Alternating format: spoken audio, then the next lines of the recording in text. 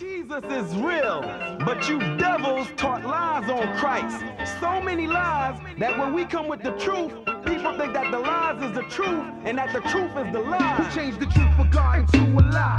In English, Jesus Christ, in Hebrew, it's Yahweh Shai. So do or die. The immaculate conception is deception, along with the myth of giving gifts on December 25th. Christmas is Satan's claws, the birth of Nimrod, and not the son of God. To you was kind of odd. On the Passover, Christ was born in the spring. So now we bring the truth about the King of Kings. That's Black Jesus and not Caesar Borgias. And the facts can't be changed. It's all about the Most High. It's all about Yahweh Shai. It's all about the Most High. It's all about Yahweh Shai. Hebrew Israelites, Kwam Yashala. It's all about the Most High. It's all about Yahweh Shai. It's all about the Most High. Shalom, Israel. Shalom. All right, thank you for joining us again for another class here at ISBHPK, Israelite School of Biblical History and Practical Knowledge. All right, as you know, we're out of Houston, Texas. Our address is 8524 South Braeswood Boulevard, Houston, Texas. So if you have anybody in the area, please send them by, give them the address. All right, we have a school as well in San Antonio, Texas. Address is 4219 Centergate Street, San Antonio, Texas, as well as Albuquerque, New Mexico, 501 Copper Avenue, Northwest Albuquerque, New Mexico. If you have anybody in those areas, please give them the address, give them our information, and we'll be able to get them to the class and get them in touch with brothers out there. All right? We have our class schedule, Monday through Wednesday. Our class time is 7 p.m. until 10 p.m. All right? Wednesday, or Friday night class is going to be 6 p.m. until 9 p.m. And then the Sabbath morning class is going to be 10 a.m. until 2 p.m. or whenever until questions are over on that day. All right? And for all those that have kids, we have kids class on Sundays from 12 p.m. until 1 p.m. All right? Those are all going to be pre-recorded as well. So if you need to go on ISBHPK Kids channel, you can look there for all pre-recorded classes. You can have that for, study time during the week for the kids. They can watch that and be edified. We have our live classes on ISBHPK, live classes. We have a lot of archive classes there that go over an onslaught of classes, breakdowns, revelations, breakdowns, Daniels. We have a lot of questions that we have on there that we separated for your edification, so you can go on there, check it out, and learn during the week. As well, we have a Blog Talk Radio coming from our brother Mashaba out of San Antonio / Albuquerque. He has a live Blog Talk Radio Monday through Friday at 9:30 a.m. until about 11:30 a.m. This is going to be Monday through Friday. You can check that out on blogtalkradio.com /Mashaba. All right, so the brother's been out there doing beautiful work daily, and all the brothers out there that's been helping him as well. With Kawakab, Priest Kawakab's on there as well. And it's definitely a good class to have in the morning, to be fed with the word while you travel to work or wherever you may be at. All right? We also have Israel Wear. The sisters put together garments, unity garments. If you've seen any headbands, jackets, vests, tunics that you may want, hit the sisters up on Israel Wear on Facebook, and they'll be willing to go ahead and make you one just like that. All right? If it's possible. But hit the sisters up on Israel Wear for any type of custom-made garments or anything that you may need, all right? That's Israel Wear on Facebook. If you need to reach any of the priests, we have Priest Kazakia's number at 281-2737, all right? And this is going to be... And this is for outside of class. So if you're in class on the chat, please hit up on the chat, and we will get back to your question as soon as possible. But if you're outside, this is a day that class isn't, please text the priest, and they'll be able to answer your questions, all right? We have Priest Kwatazap at the number 303-557-8979. And for those that don't like to go via the phone, questions or texts or calling, listen, hit them up on email, isbhpk@isbhpk.org, all right? And for any donations, all forms of donations are welcome. We have monetary donations, as you see on the bottom of the Wells Fargo account. you can send that there. We have Google Wallet. You can send it there as well. Listen, for lights, for you want to give alms for the building, you want to give alms for the internet, listen, everything is welcome. We greatly appreciate it. If you have any type of supplies, we need pads, pens, papers, Bible, we need apocryphers, we need dictionaries, we need all different type of educational books for your people, especially for those that come in without. If you want to donate that, we greatly appreciate it. Those that have donated, we greatly appreciate that. And please continue doing that because it is needed. All right? And with that, we're going to go ahead and open up with questions. So get your questions ready. And we will go through those accordingly. All right? And with that, we're going to pass it over to Priest Quantizah. Shalom. How's everybody feeling? Wow. Any questions? Love. Well, we will wait for them to get online with any questions. If not, we'll go into the class. Should be an interesting one. Should be an interesting one. Make sure y'all get the link out to whoever you have to get it out to. Get that link out, share it, and we'll give them a little time to log in and do it like that.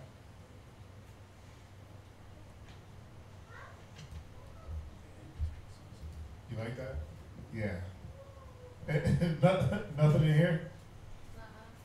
Y'all been studying a little bit? What you been studying, Allison? I've been going over Proverbs a lot. Very, very good book. A lot of a lot of deep parables, right? In Proverbs. A lot of basic parables in Proverbs. It's a good book. A lot of that is those are some quick hitters. You going through something, just Proverbs. Boom, boom, boom, boom. You dealing with a person, Proverbs. You can throw those out like little Ginsu swords, little Ginsu knives, little small cutters, you know?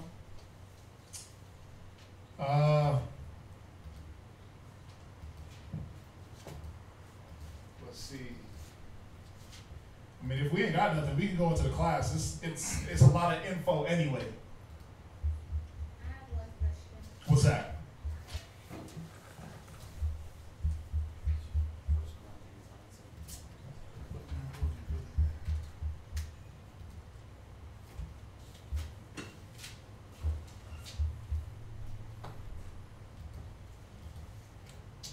We're at 1 Corinthians. Well, it tells you in verse 18. So what was your question? The second precept, because it says, if Read, against my will. where are we at? 9 and 7. So 1 Corinthians 9 and verse 17. 1 Corinthians chapter 9, verse 17. Uh-huh. For if I do this thing willingly, Right? I have a reward. So read verse 16. Verse 16.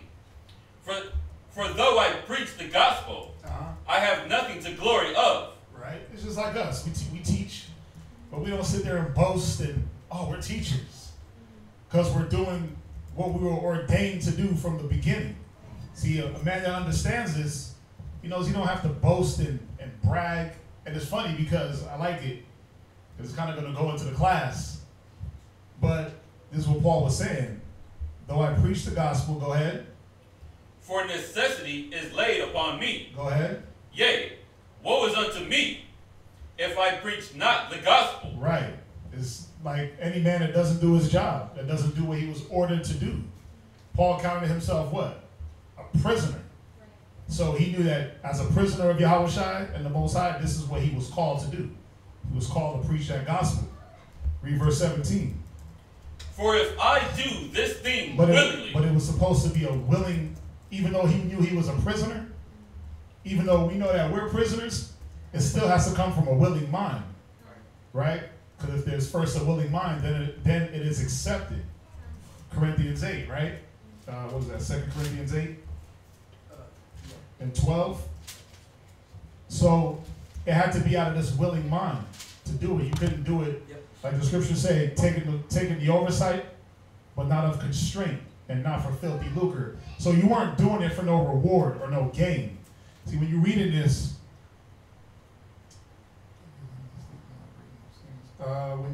same very chapter, see, Paul was going in about him being a preacher or a teacher and living. He preached in the temple. He was talking about living off the things of the temple. Just like the priests in the Old Testament. They had no inheritance, so what did they do? They had to live off the temple. People came, brought their offerings, and the priests lived off of that. But see, Paul was going in and saying, listen, I don't even ask you for these things. I don't even ask you for the necessities. But I'm not boasting that I'm preaching to you and that I'm supposed to be getting from you. Like there's a scripture, I believe it's in this same chapter. He said, do I not sow to you spiritual and reap of your carnal? Well, watch, read on. Verse 17. Just to answer your question. For if I do this thing willingly, that's what it was. I have a reward. See, he said, if I do this thing out of a willing heart, a willing mind, without constraint, I have a reward. The reward comes from Yahweh Shai. Read on. But if against my will, a dispensation of the gospel is committed unto me. Go ahead. What is my reward then? He said, what is my reward if I do it against my will? He's going to tell us. Go ahead. Verily that, when I preach the gospel, I make the gospel of Christ. Hold on. He said, for if I do this thing willingly, I have a reward. But if against my will, a dispensation of the gospel is committed unto me. So let's get that. Let's get the definition of that word dispensation. That was the part that I was stuck on. Right. Let me see here. I think I might have read this a little wrong. Hold on. What you got? It's history. Did you put it on?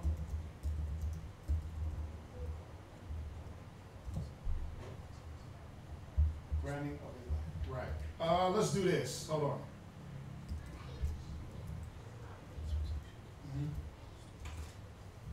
Right. But hold on. Let's do it like this. Let me come back to you on this one, okay? I was reading it wrong. I was reading verse 18 wrong. Yeah, no, I'm gonna come back to it. I'll come back to it. I was reading verse 18 wrong. I thought verse 18 was telling you, but I read it wrong.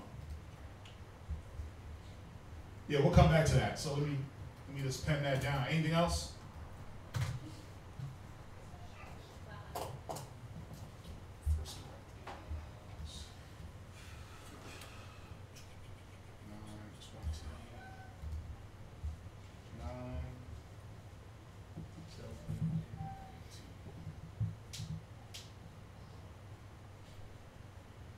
You know how it go. Don't want to say the wrong thing, cause any confusion.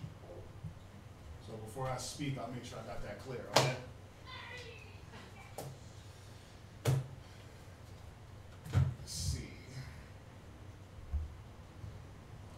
Yeah, I thought 18 was giving us the edification on that. Let's see if we got anything else. Nothing else online? What's up, John? Isaiah chapter 43, verse 20. What's your question on that? What's that? Where the owls?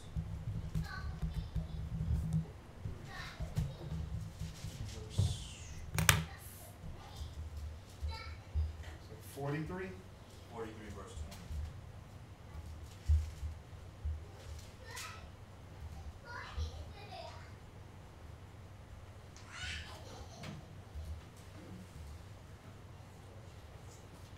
$43 and 20? Yeah. Are you sure? Isaiah chapter 43, verse 20. What was the what? Who was the what? Or the owls. Oh, the owls? O-W-L-S? The dragons and the owls. Where are you thinking that it's talking about something different than owls? Yeah. Like symbolic? Like when it says beast of the field, Right. does that mean the other nations? Or is it just saying, I will get back to you on that one also. Isaiah 43 and 20. because it starts out saying beast of the field, and then it says dragons and the owls. Right. So I don't know if it's saying, is it like connecting, like it's the same thing, or Right, I see what you're saying. Yeah, I'll get back to you on that one also. So I owe y'all 2 questions. Gone?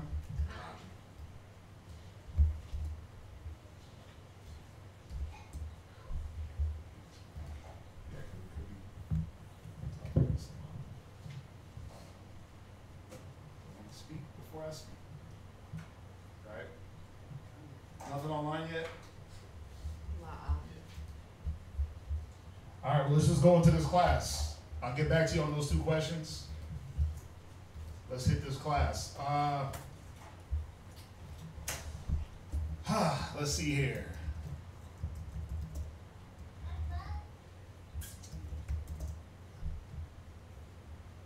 Let's see here.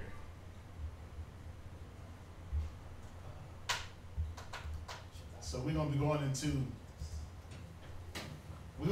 into the mind of a Pharisee, or into the mind of the Pharisees. And I mean, you can title this class, what do we want to title this class? What do we want to title it? The minds, let's do,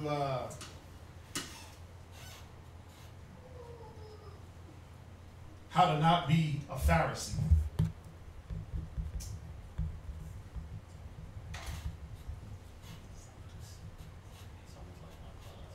You said I'm stealing your title? Well, no, I said it sounds like it might be, you might be having some of my scriptures. Con, brother said I got some of his scriptures in this class. Con. So, who knows what a Pharisee is? Anybody? They were teachers and instructors of the law. They were teachers, they were instructors of the law. John, what do you got? basically the same. They knew the letter of the law. They knew the letter of the law. Like they were, I guess, high profile lawyers, but Right. they didn't know the spirit part. They what? They didn't understand the spirit part of the law. So, they knew the law. The Pharisees, they knew the law, but they didn't keep to the spirit of the law. They kept to the letter of the law, right? What's that? Someone asked a question. I don't know if you want I see it. to go into class. I see it.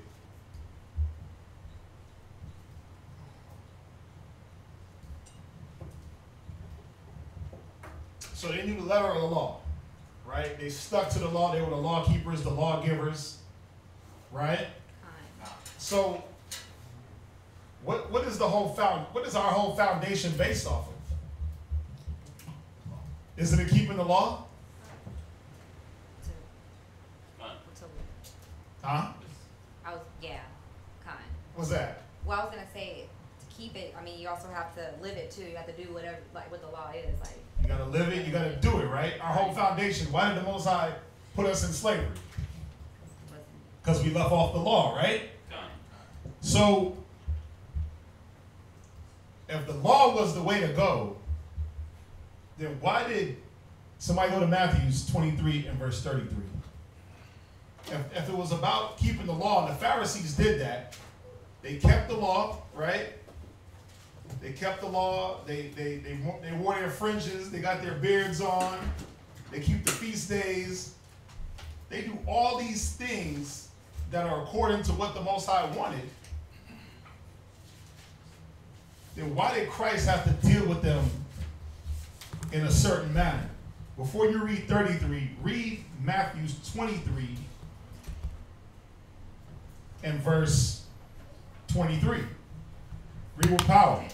Matthew chapter 23, verse 23. Go ahead. Woe unto you, scribes and Pharisees. Wait, and who? Scribes and Pharisees. Go ahead. Hypocrites. Whoa, stop right there. Now, when you read Matthew the 23rd chapter, Yahushua was going in on these Pharisees, and he was pointing out all the things that they did. But if they kept the law, well, why did Yahushua come at them in this way? Woe means destruction, right? So why was he hitting them with the woe? Read it again. Woe unto you, scribes and Pharisees, hypocrites. Jump down to verse 33. Verse 33. Ye serpents. Ye what? Ye serpents. Read. Ye generation of vipers. Wow. Listen, they kept the law. They kept the law, man. Listen. Why was Yahushua blazing into them like this?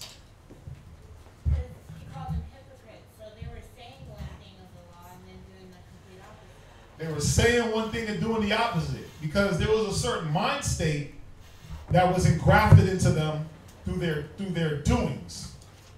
Read verse 33. Verse 33. Ye serpents. Ye generation of vipers. Go ahead. How can ye escape the damnation of hell? See, Christ was hitting them because, yes, perfect. They knew the law. They knew what to do in the law, but they were hypocritical in every aspect of the law. They were hypocritical in the things that they put out. They were hypocritical in do as I say, not as I do. They were hypocritical in the way they judged. They were hypocritical in the way that they seen things.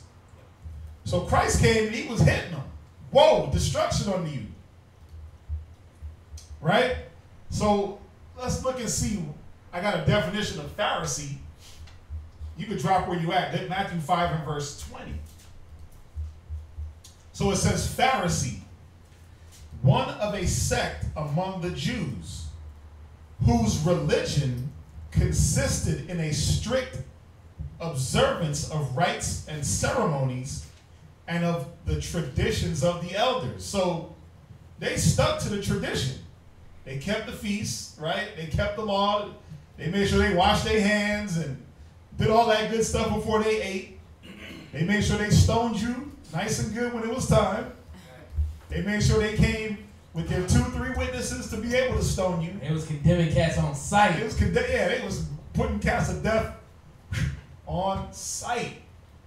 Because even in the law, you couldn't stone a person unless you had 2 to 3 witnesses. So one man couldn't come and say, oh yeah, they did it. That's why they always came to Christ in a group. Because they knew they had to have things had to be established in 2 or 3 witnesses. But the problem with their witness was that it was unjust. Their witness was biased. The things that the way they observed and brought things out, it was without proper judgment. So it says they kept the tradition of the elders. Check this out. And whose pretended holiness led them to separate themselves as a sect, considering themselves as more righteous than other Jews. So this is what they told themselves, that we're more righteous, so we're going to separate ourselves. Now, where's the righteousness in that? What's that? They separated themselves from other Pharisees, or just... No, they separated themselves from all the other Jews.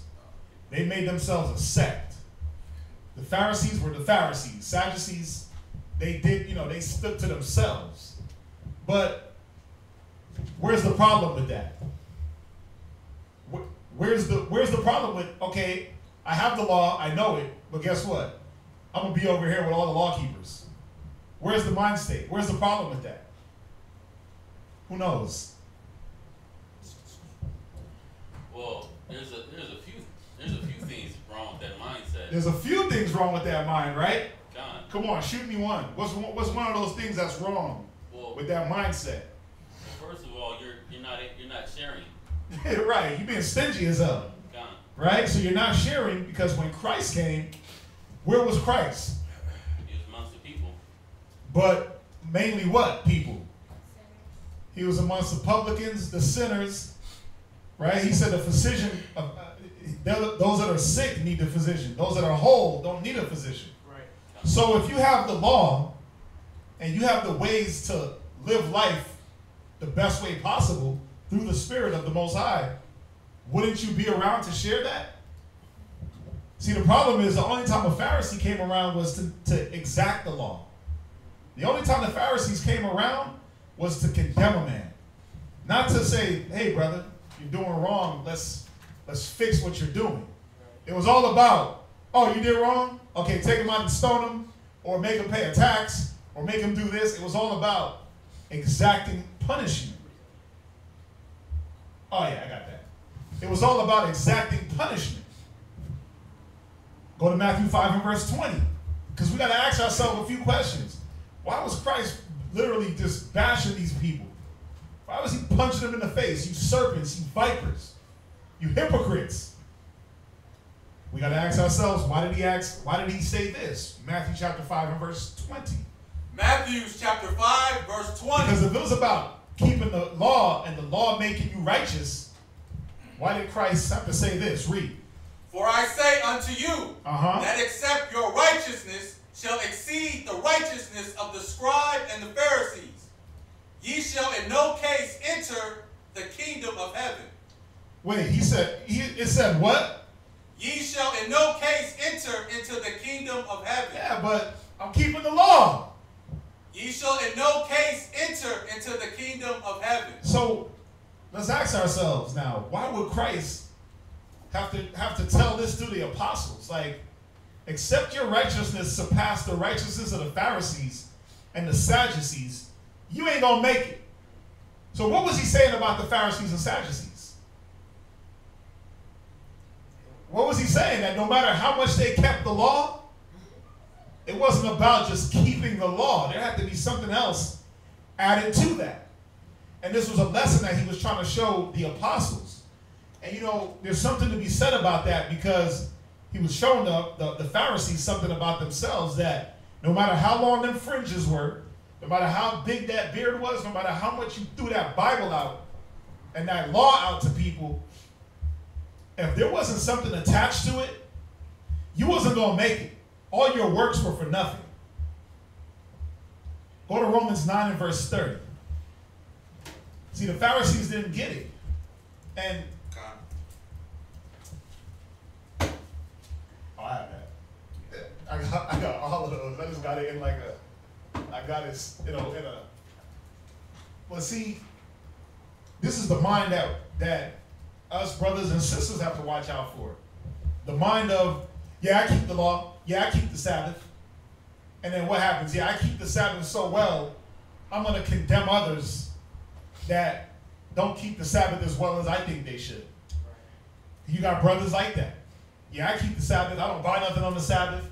I don't shop on the Sabbath. I don't throw away my trash on the Sabbath because I'm keeping the Sabbath. If you were really keeping the Sabbath, you wouldn't even move on the Sabbath.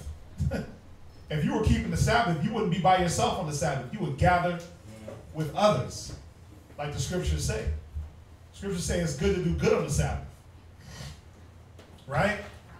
But go to Romans chapter 9, verse 30, because we got to, Christ is throwing these things out. We got to examine and see, like, why would he say these things? Like, the law was what we were supposed to keep. Wear your fringes, love your brother as you love yourself. Women don't wear what pertaining to a man, right? Don't eat no swine, keeping my temple clean, right? But what was Christ showing the apostles? It was more than just knowing the law. It was more than just keeping the law outwardly. You have to have that spiritual aspect, right? What did the Pharisees lack, and the Sadducees, what did they lack? What were they lacking in? What parts of the spirit? And yeah, they were definitely lacking in the spirit, but they lacked faith, they lacked brotherhood, Think about it. How do you they lack love, charity? You can't be a brother if you're ready to kill your brother over every offense. Right. There's no brotherly love in you. Lack of forgiveness. Forgives. How many times did your brother offend? 70 times 7. A just man falls 7 times. See, they weren't looking at these things. They were looking at, oh, you messed up, time to die. Oh, you messed up, pay a tax. Oh, you messed up, condemnation. It's like you got to think about in the law that they probably was reading in, how the Most High was merciful unto Israel all those years that they was just doing all that wickedness, all that murmuring, all those different things, and how the Most High still had mercy upon us where he didn't just totally wipe us out. It's crazy because they didn't even realize that. They were still in the spirit of, nah, listen, we know how this is going to be. That's why you got to die right now. There ain't no past. There ain't no let's pray to the Most High, make it better. None of that. Right, and just going with some of the comments online, it says, but isn't that what the law to be is to be holy and to be set apart? Yeah, the law made us holy. It was supposed to make us holy, and it was supposed to set us apart from all the other nations. It wasn't supposed to set us apart from the ones that were messing up just because they were messing up. The law, see, if the spirit of the law was, I'm gonna give you one example. Go to Galatians. See, this is what the Pharisees and the Sadducees lacked in. And this just hit me. What you got?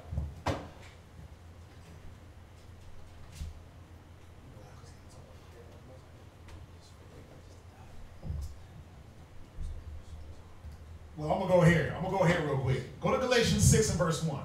See, this is what the this is what the Pharisees lacked. Read that. Galatians 6 and verse 1. Galatians chapter 6 and verse 1. Go ahead. Brethren, if a man be overtaken in a fault. Because that's what was going on with a lot of the Israelites. They were being overtaken in faults. They were making mistakes. They were sinning. Right? Some ignorantly, some willingly. But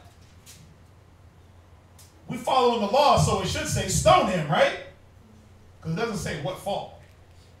But that's what we should do. If a man be overtaken in a fault, go ahead. Ye which are spiritual. Ye which are what? Spiritual. Stone him. Ye which are spiritual. Read. Restore such Wait. Stone him. Restore. Wait. Kill him. Restore. You were supposed to do what? Restore. Go ahead. Such an one in the spirit of meekness. See, it was about the restoration of the people. The Pharisees were like, man, we ain't restoring a damn thing. Think about Paul when he was living his Pharisee life, right? When he was living his other life, he was persecuting brothers left and right. He was holding the jackets of the Pharisees while they was stoning individuals. He was going in. He was going in because there was no. The key word is here, ye which are spiritual. See, the Pharisees weren't spiritual at all. They were carnal. They were carnal to even their death. They were carnal as hell, man. A Pharisee, that Pharisaic mind state is one of carnality. And that's something that we got to look out for. We don't want to fall into that because why? Read on. Considering thyself. See, the Pharisees, they didn't consider themselves. They thought that they were perfect. They thought that they were above everyone else. So they never looked and said, you know what if I fall into a fault? They didn't consider these things. Go ahead. Lest thou also be tempted. They didn't consider that they would be tempted.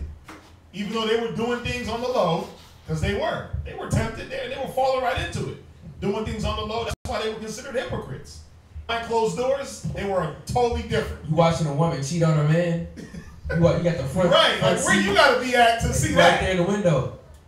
You had your hand up. Maybe that's also why they separated themselves so they didn't do their dirt. Good point. We're going to do our dirt amongst ourselves so nobody can see it. Right? And then when it's time, we're going to come together and just throw out the law on people and exact punishment. That's like the Vatican. The Vatican, listen, is sealed up, got its own government. You don't know what goes on in the Vatican, but the Vatican is the one that's setting the laws on the outside. You don't know what they got going on. You don't know what, you don't know what's going on, but we do know what's going on. They raping little boys because it comes out. Right? Oh, because Yahweh Shai going to break it down as we go along in these scriptures. Read, so the thing that the Pharisees were lacking was the spiritual aspect of the law. And that's where, we try to grow and we try to get the law. Obviously, you want to get the law down, but you want to get down the spiritual aspect of the law and not be condemning brothers to death or misjudging the wrong way. The one thing about Pharisees, or one of the things about Pharisees, they don't hear out the matter. They're just like, nope, you did it. That's it. That Pharisaic mind state is one of, no, but you did this, so you got to pay.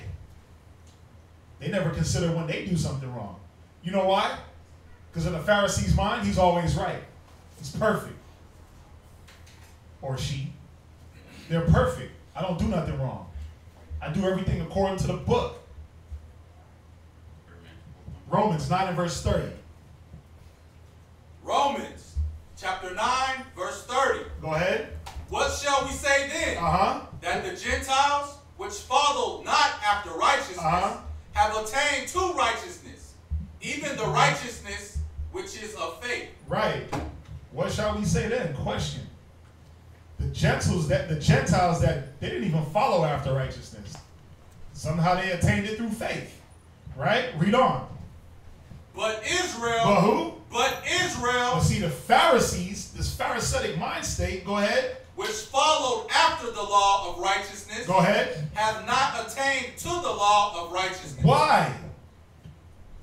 You following the law, trying to be righteous, trying to do the right thing. But why am I not attaining the righteousness? Read on. Verse 32. Wherefore? Why is this happening?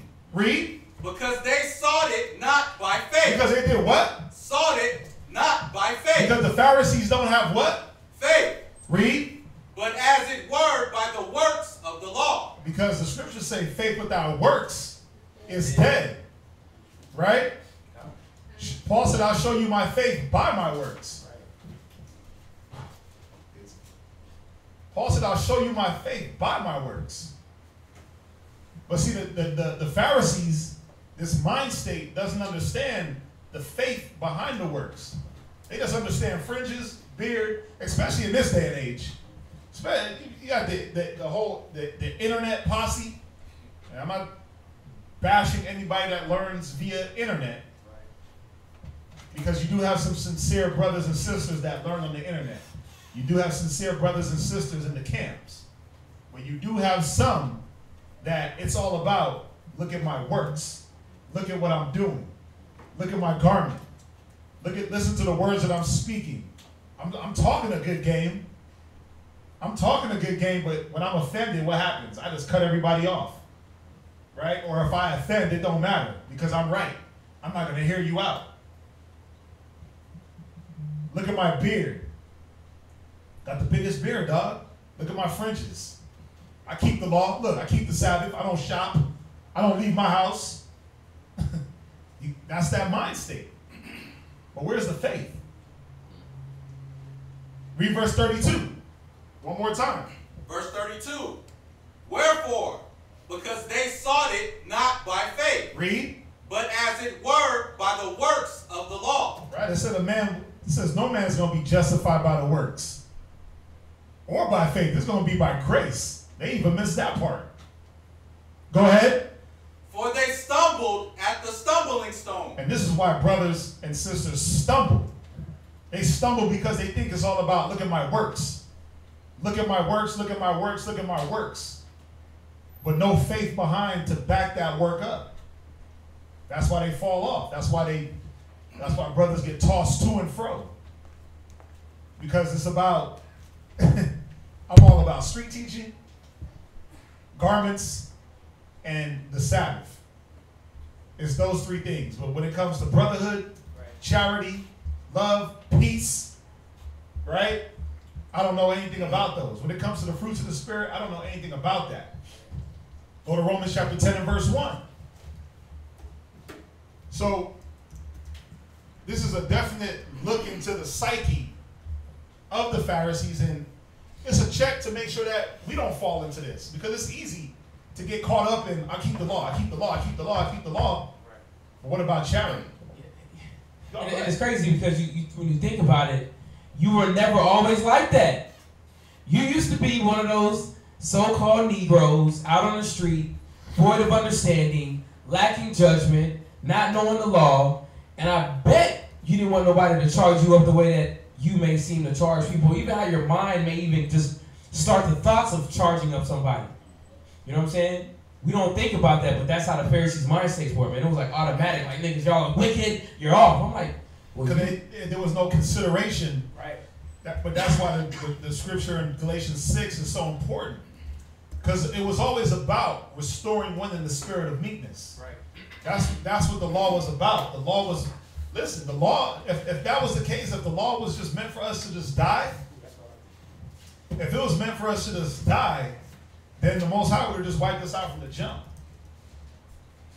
But see, it was about restoring one in the spirit of meekness. But the key word was ye that are spiritual. See, the Pharisees were spiritual. It's Romans chapter 10 and verse 1. Romans chapter 10 verse 1.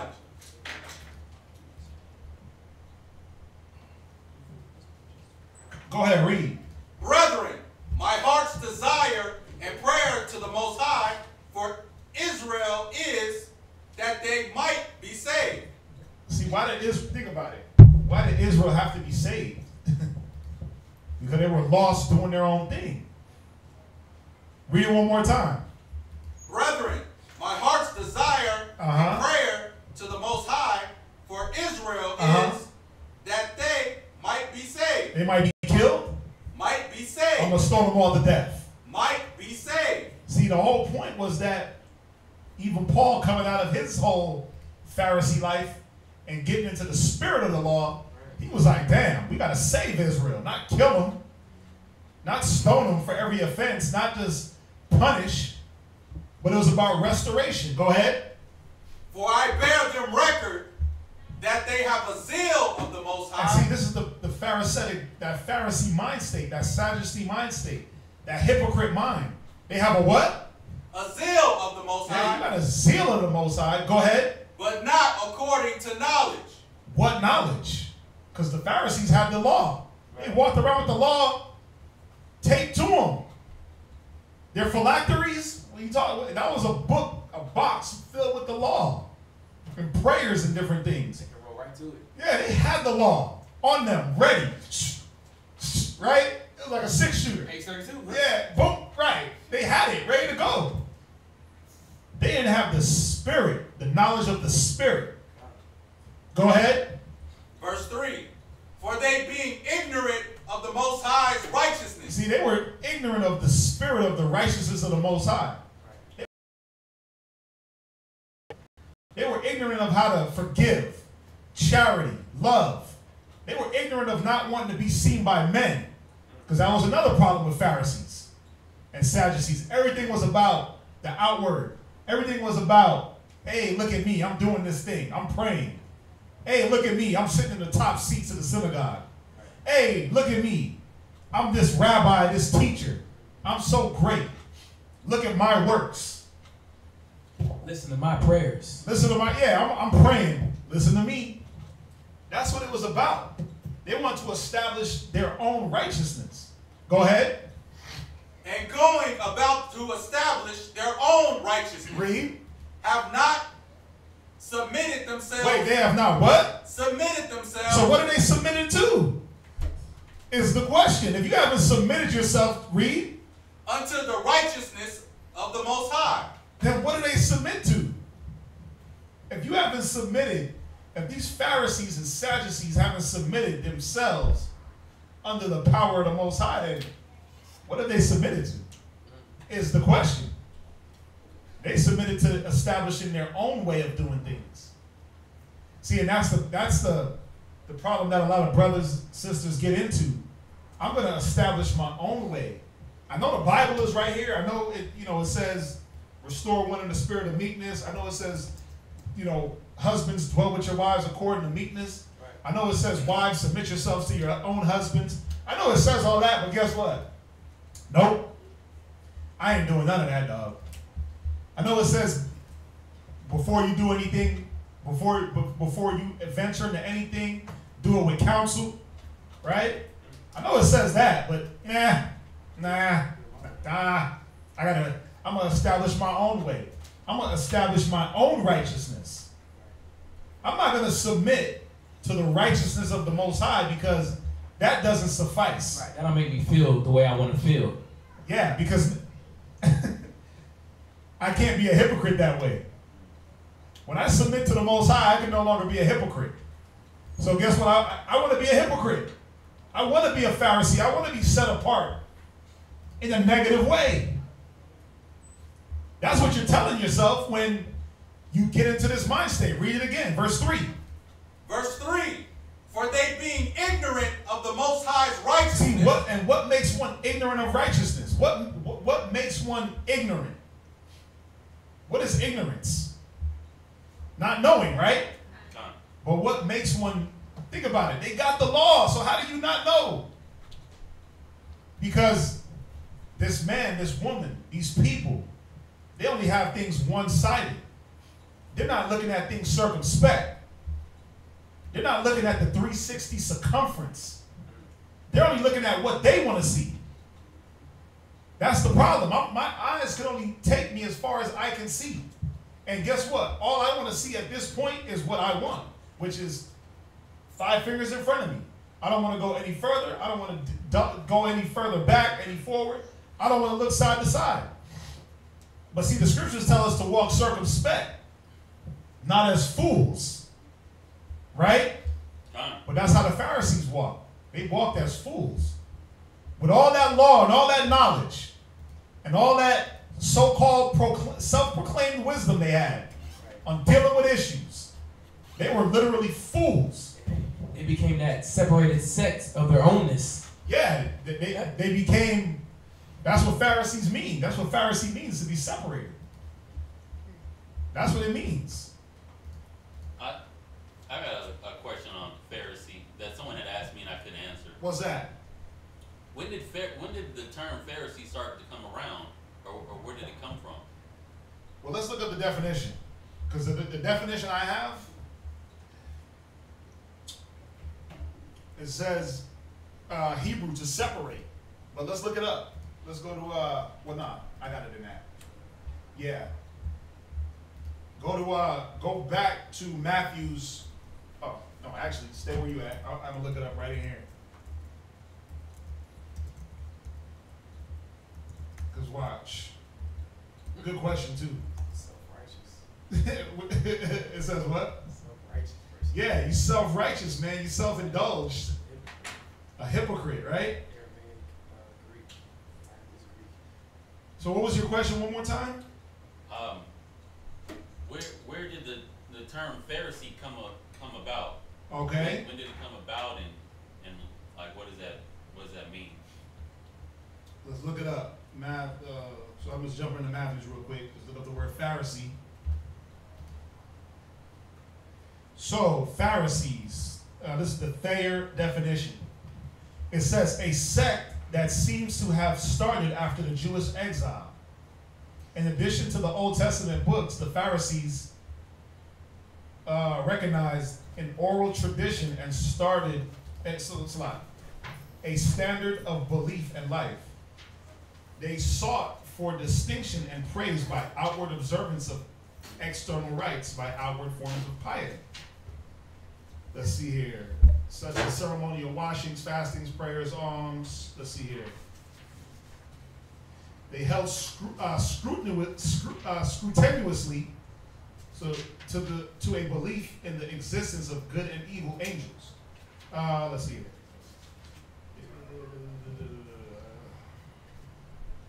It's going into what they believe. Let's see here.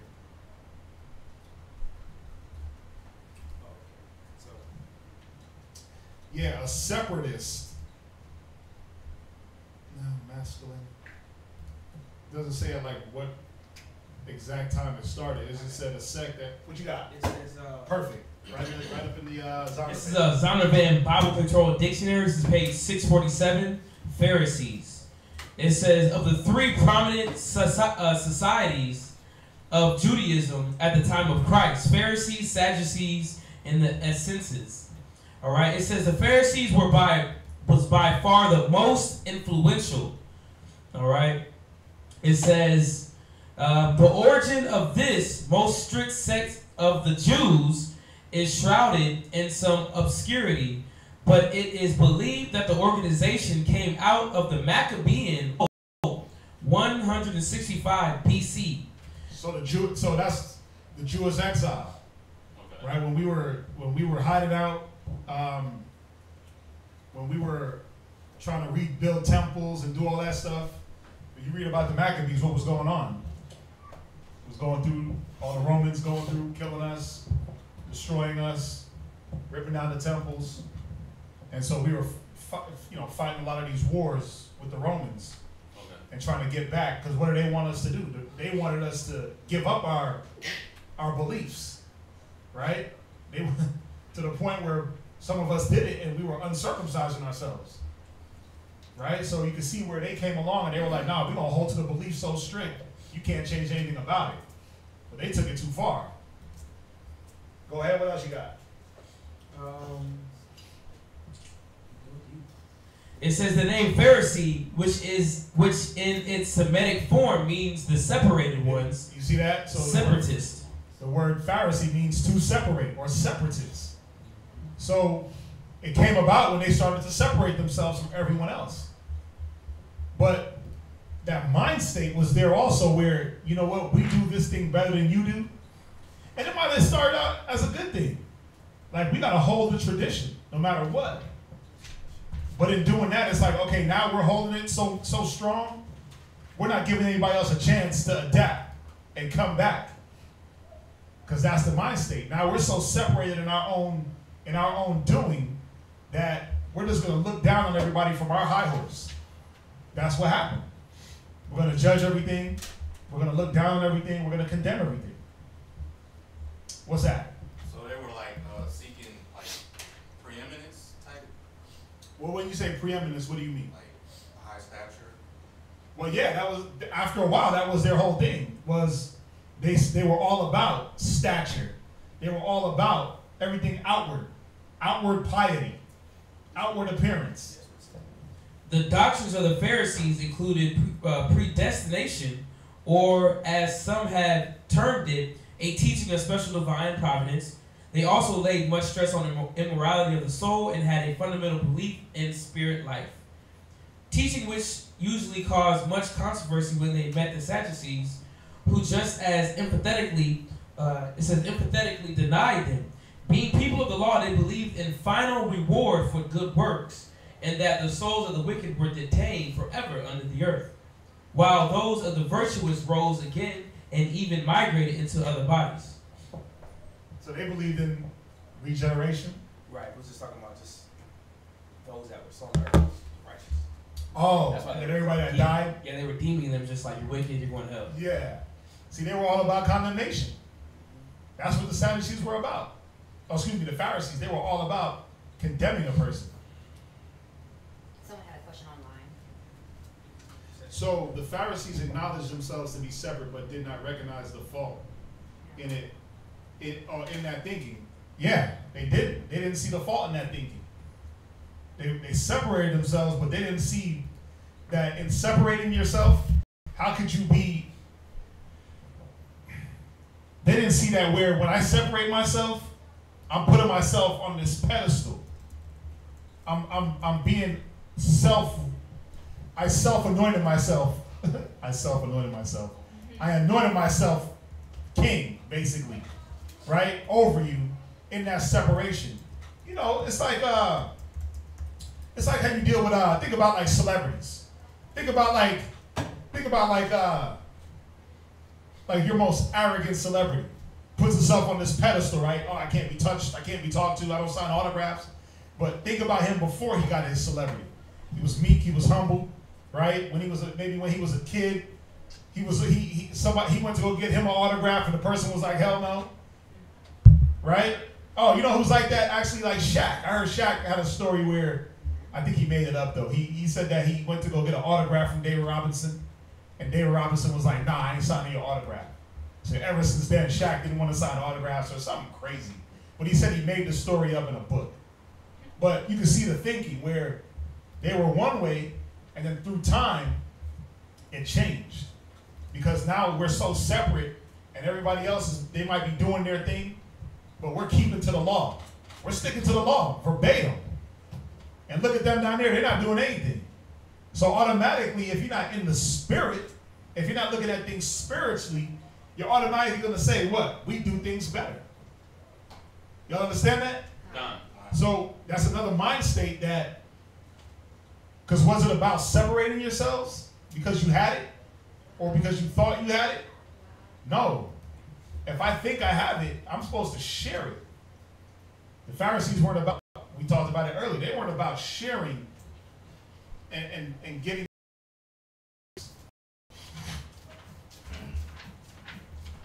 I mean, the Pharisees, we're going to see why. Listen, the Pharisees had money, man. They had money, they had status. They weren't trying to share that with everybody. Think about it. They were greedy. They were selfish. Where we at? Romans chapter 10, verse 3. Go to Philippians 3 and verse 4.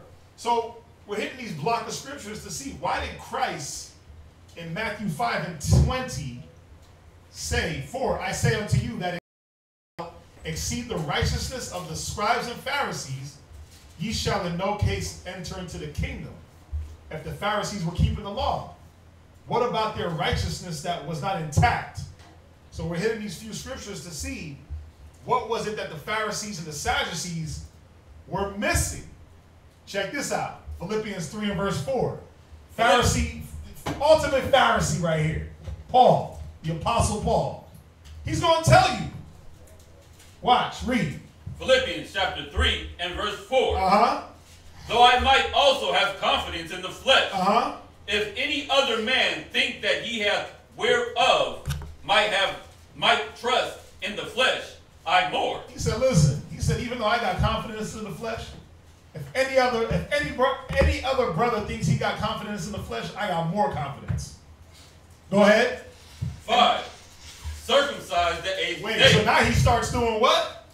He starts quoting law. You got to see it. He said, I got confidence in the flesh. Then what does he start reeling down? His whole pedigree of all the laws he was keeping. Watch, read. He said what? Circumcised the 8th day. Go ahead. Of the stock of Israel. Read.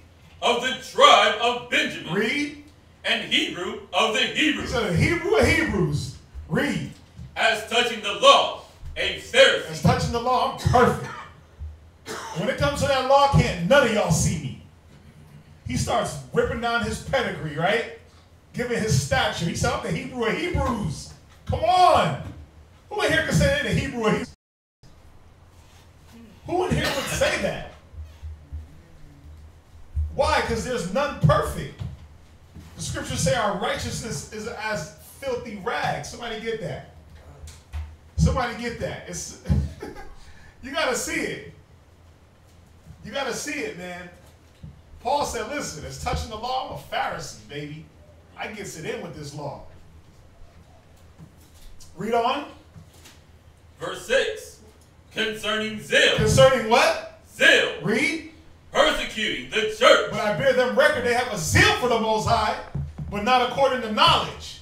But this dude said, my zeal was so much on 10, I persecuted churches. I was condemning churches, bro. Whole congregations to hell. You got to see where the mind was. Stone Seth. You said what? He was there when they stoned Seth. Yeah, but you got to see where what his mind was on. He said, listen, I persecute congregations, churches. I'm about this life. Read. The righteousness which is in the law. He said, touch it. Oh, he said, touching the righteousness. Touching the righteousness which is in the law. Read. Blameless. He was what? Blameless. But who was blameless? Who was blameless when you condemn your brother to death? Who was really blameless? See, this is the mind of a Pharisee. This is the mind of a Pharisee. Like, oh, I don't do nothing wrong. I follow everything to the T. The scriptures say when I got a problem, go to my brother. Yeah, it does say that. But what about the 50 other scriptures that say counsel before you do everything? Do nothing. The Bible says do nothing without counsel. It says every enterprise counsel. It says do nothing without counsel. Because why? I may have a problem with a man. I may have a problem with a man, but I may not know how to go to this man. So what do I have to do before I follow the scripture in Matthew that says go to your brother? I may have to counsel with someone else to say, hey, I got a problem with a brother, but I don't know how to go to him. How do I do that?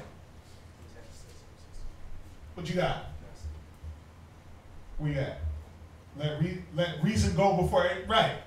I may not know how to go to a man, so I have to go and get counsel from an elder and say, wow, you know, I got a problem with a brother.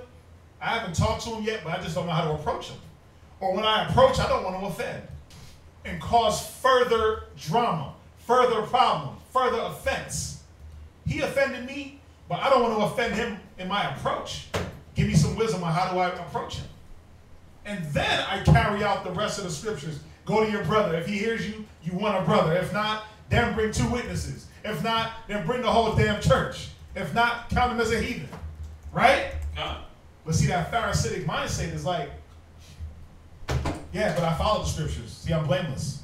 I went to him. Yeah, but when you went to him, you caused more offense. You actually caused another offense that didn't have to happen because the way you approached, it was wrong. Your senses weren't exercised enough to know, and you didn't know this brother. The scriptures say, know those that labor amongst you. You didn't know this brother or sister well enough to know how to approach him. So the right thing to do was counsel and get the advice on how to approach that man. You do that and then you approach. But see, I'm blameless because I went to him. I did what the scriptures say. I went to him. But yeah, when you went to him, it almost started a whole nother fight. It almost started a physical confrontation. So where's the blamelessness in that? Come on, read. Verse 7. Uh-huh. But what things were gained to me, those I counted loss for Christ. Go ahead. Yea, doubtless, I count all things but loss for the excellency of the knowledge of Yahushua HaMashiach, my Lord. Which we all should be in the mind state of counting all things loss. Go ahead, read. For whom I have suffered the loss of all things, and do count them but dung, that I may win Christ. And this is the point. Read verse 9. And be found in him. And be what? And be found in him. See, the Pharisees weren't found in Christ. They weren't rooted in Christ. They knew of the Messiah, right? They knew that a Messiah was coming. But when he was smack dab in their face, they denied it. It's like you wouldn't know the Messiah if he slapped you in the face. And he did. You vipers, you snakes, you hypocrites. He was smacking them. And they were like, nope. They was so into themselves and into their way that they probably thought the Messiah was just like them. Yeah. Was in the same accordance. They thought that the Messiah was going to come down and just start condemning people. Yeah. They thought that the Savior, that Christ, the Christ, was supposed to come down and be like them. They were establishing their own righteousness. But see, this is the point. Read on. Not having my own righteousness. Now what? Not having my own righteousness. Go ahead. Which is of the law. You see, because the Pharisees' own righteousness came through, I'm exacting the law. I'm doing the law. I'm keeping the ordinances to the T. Go ahead. But that which is through the faith of Christ. Through the what? Faith of Christ. Go ahead. The righteousness which is of the Most High by faith. See, it was about faith through the law. It was about having faith with your works. It was about charity, love, peace. It wasn't about persecuting a cat on sight or acting like you knew better or acting like you weren't at fault for anything that ever happened in your life. Everybody else around me is just wicked, dog. They just wicked. Listen, I wake up, I pray, I do this, I do that, I do this, I do that. My days be perfect. I don't cause no problems. I'm blameless. See, what did the Pharisees not do? They didn't examine themselves whether they be in the faith. They didn't know how to be in the faith. They didn't know how to be faithful. They didn't know how to do what they said. They knew how to tell you what to do. They knew how to point out your inconsistencies and point out when you fell. But when they fell, it was like, nah, I'm good. Nah. That wasn't wrong. That wasn't off. I did that right. That was according to book. That's book. Right? That's book. When they fall, nah, bro. It was always some type of excuse and some back way around it. But again, they were separate anyway, so nobody really saw them do their filth. But Christ knew, Yahushua knew, just off the way they questioned him, that was off.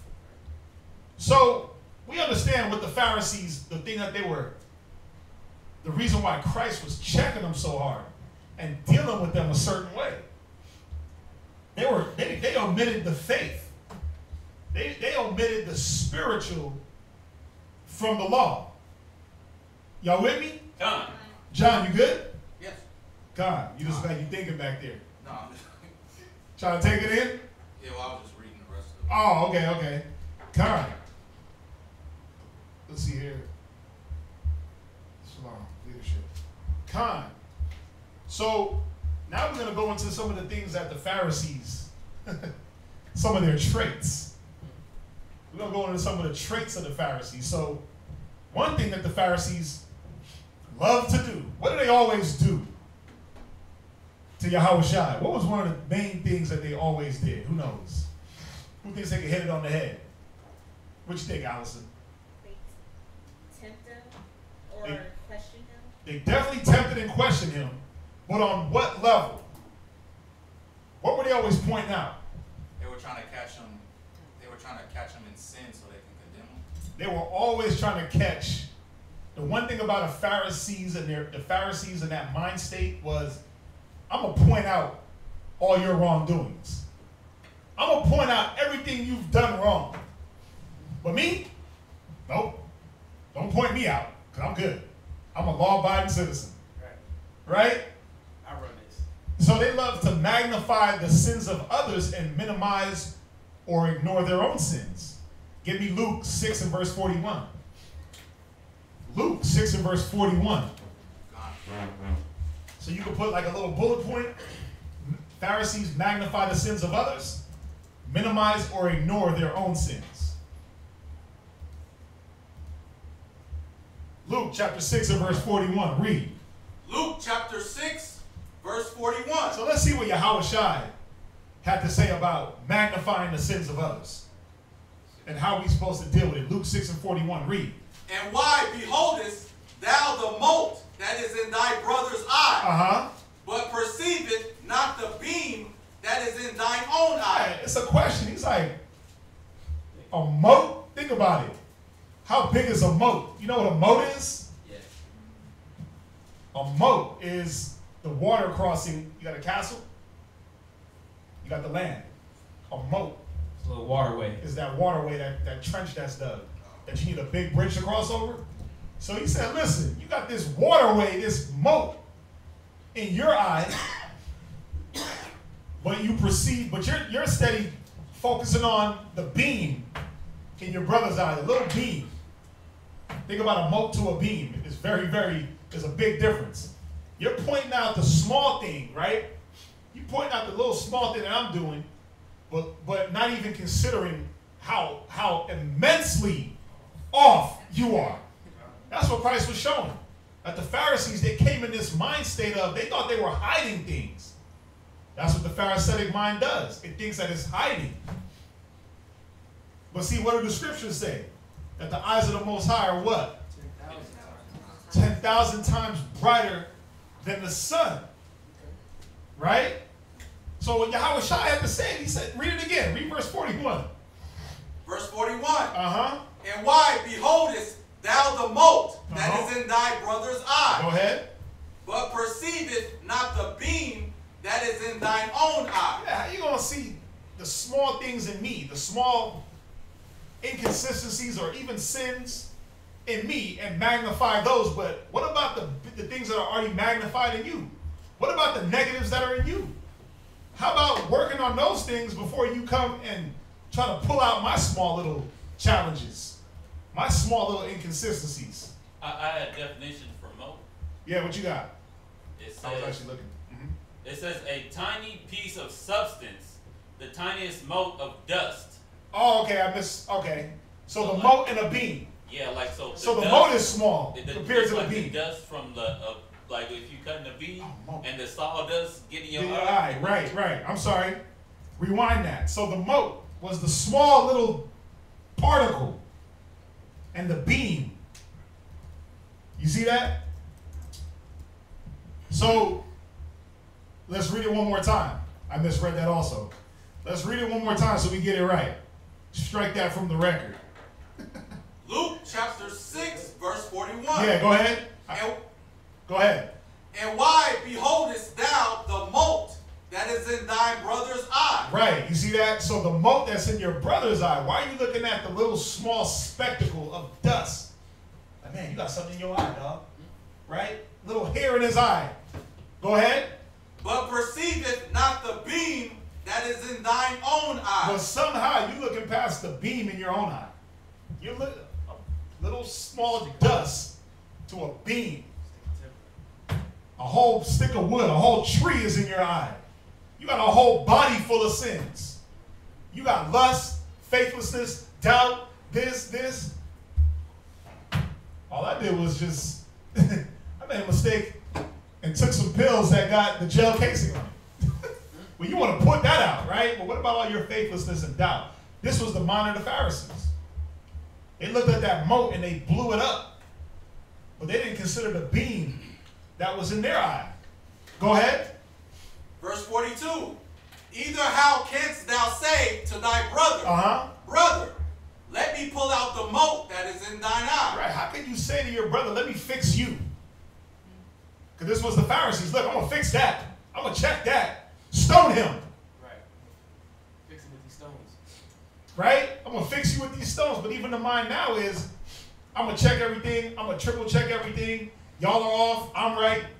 Right? How you going to tell me something when you ain't perfect?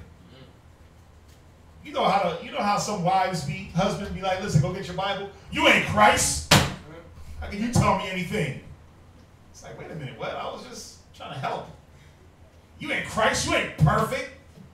Even if you ain't say it, sometimes that be the thought. Like, well, you ain't perfect. Look at all the things you do. And you start chalking up all these things, but it's like, wait a minute. We're not dealing with me, first of all. We're dealing with you trying to get the beam out of your eye. Go ahead. When thou thyself beholdest not the beam that is in thine own eye. Read. Thou hypocrite. Thou what? Thou hypocrite. Thou what? Thou hypocrite. Yeah. You're a hypocrite, man. And the Pharisees were the biggest hypocrites. Again, this is the mind state that we don't want to be in. We definitely don't want to be in this Pharisee mind. We don't want to be in this mind state of, I'm so quick to point out and magnify the bad things about you, but I never ever examine myself. I never ever can see what's wrong with me. And then when I am told, it's like, nah, that ain't true. Nah, that ain't me. Nah, I ain't trying to hear that. I shut down. Right. I ain't dealing with that. Your assessment is off. Because Pharisees don't want to be told nothing about themselves. Again. That's what you think about it. Who checks the popes, man? Who checks the archdiocese? The archdiocese? The archdiocese, the cardinals. Who checks these individuals? They don't want to get checked, man. They got the rules for themselves, man. They like to point out what's right, what's wrong, and that's how it is. There's no what is it called? Check and balances. Yeah. There's no way that you can actually see what's wrong with you, man, or somebody got to check you, see if everything's going on with the judgment. And that's the problem. The Pharisees were like, we have the ultimate judgment because why? We have the law. Go. Did you finish that? Read on. Thou hypocrite, cast out first the beam out of thine own eye. Go ahead. And then shalt thou see clearly to pull out the mote that is in thy brother's eye. He said, first fix yourself. Something that the Pharisees didn't want to do. First, get your faith right. Right? First, be faithful in something. Stick to it. Get the doubt out of you. Get the hate out of you. First, do that, and then you can check me on my lack of anything. That's it. That's what Christ was telling them. Go to John 8:1. I'm sorry, I got a little lightheaded. Wow. Gone. I don't know, man, it hit me. I don't know what happened. No, I got a motor mine. No, I got it. Here, mine. What's up, Allison? So after Christ checks the Pharisees, how come they don't change? They're just that stubborn and stiff-necked? Stubborn, rebellious, stiff-necked. They always thought they were right. The bottom line was this. They were always right, no matter what. They were always right. They always had something to say. They always had something to accuse. To them, in their mind, in that mind state that they were in, that we hold the law. We are the epitome. So it didn't matter what Christ answered them. Right. It was all, the whole point of the Pharisees wasn't to change, it was to kill Christ. It's like the police officers. It's like, man, what you gonna tell them?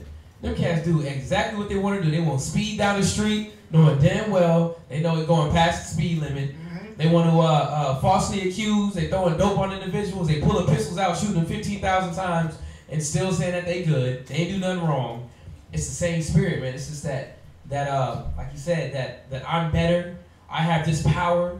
It's a power trip. And that's what even Paul was saying. He's like, listen, I got the power. I think that was in Galatians that she was in. But you know, might be in Galatians. But it seems like I have the power. You know, Paul had the power to do a lot of things. But this is the thing: the Pharisees had the power to kill. As long as they accused you and there was 3 witnesses, you couldn't say nothing. You were done. As long as it was an offense worthy of death, and 3 of them was like, yeah, they did it. Yeah, he was about to get stoned up. Think about it. They literally held people's lives in their hand. So, I ain't giving that up. I'm not giving up that mind. What's up? Who made them in charge? Like, who made them the head of They weren't. I'll have to look into that. He said it was after.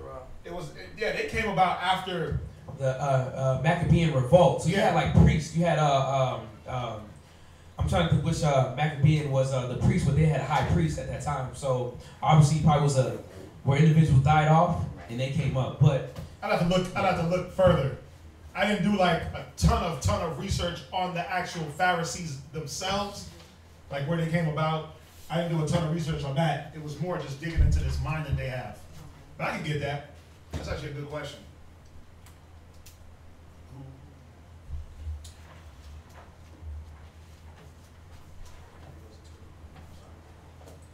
Where we at? St. John chapter 8 and verse 1. Right, so for anybody that just walked in, we're dealing with the mind of a Pharisee versus the mind of Christ. And the things that the Pharisees lacked, and why they always came up against Christ, why they fought against him, why were they killing people, why were they condemning people, what was it that they lacked? Before Yahushua gave them the spiritual law, the way the Pharisees moved, was that part of the Most High's plan, being that they didn't know the spiritual law? Well, it's all part of the Most High's plan. Because what was Christ's whole mission? Well, one of the many wills was to give the understanding. Bro, something's going on. That's weird. Yeah, to give the understanding of the law, right? It was to open up their understanding. So that was Yahushua's main thing. Every time he dealt with them, Every time he dealt with them.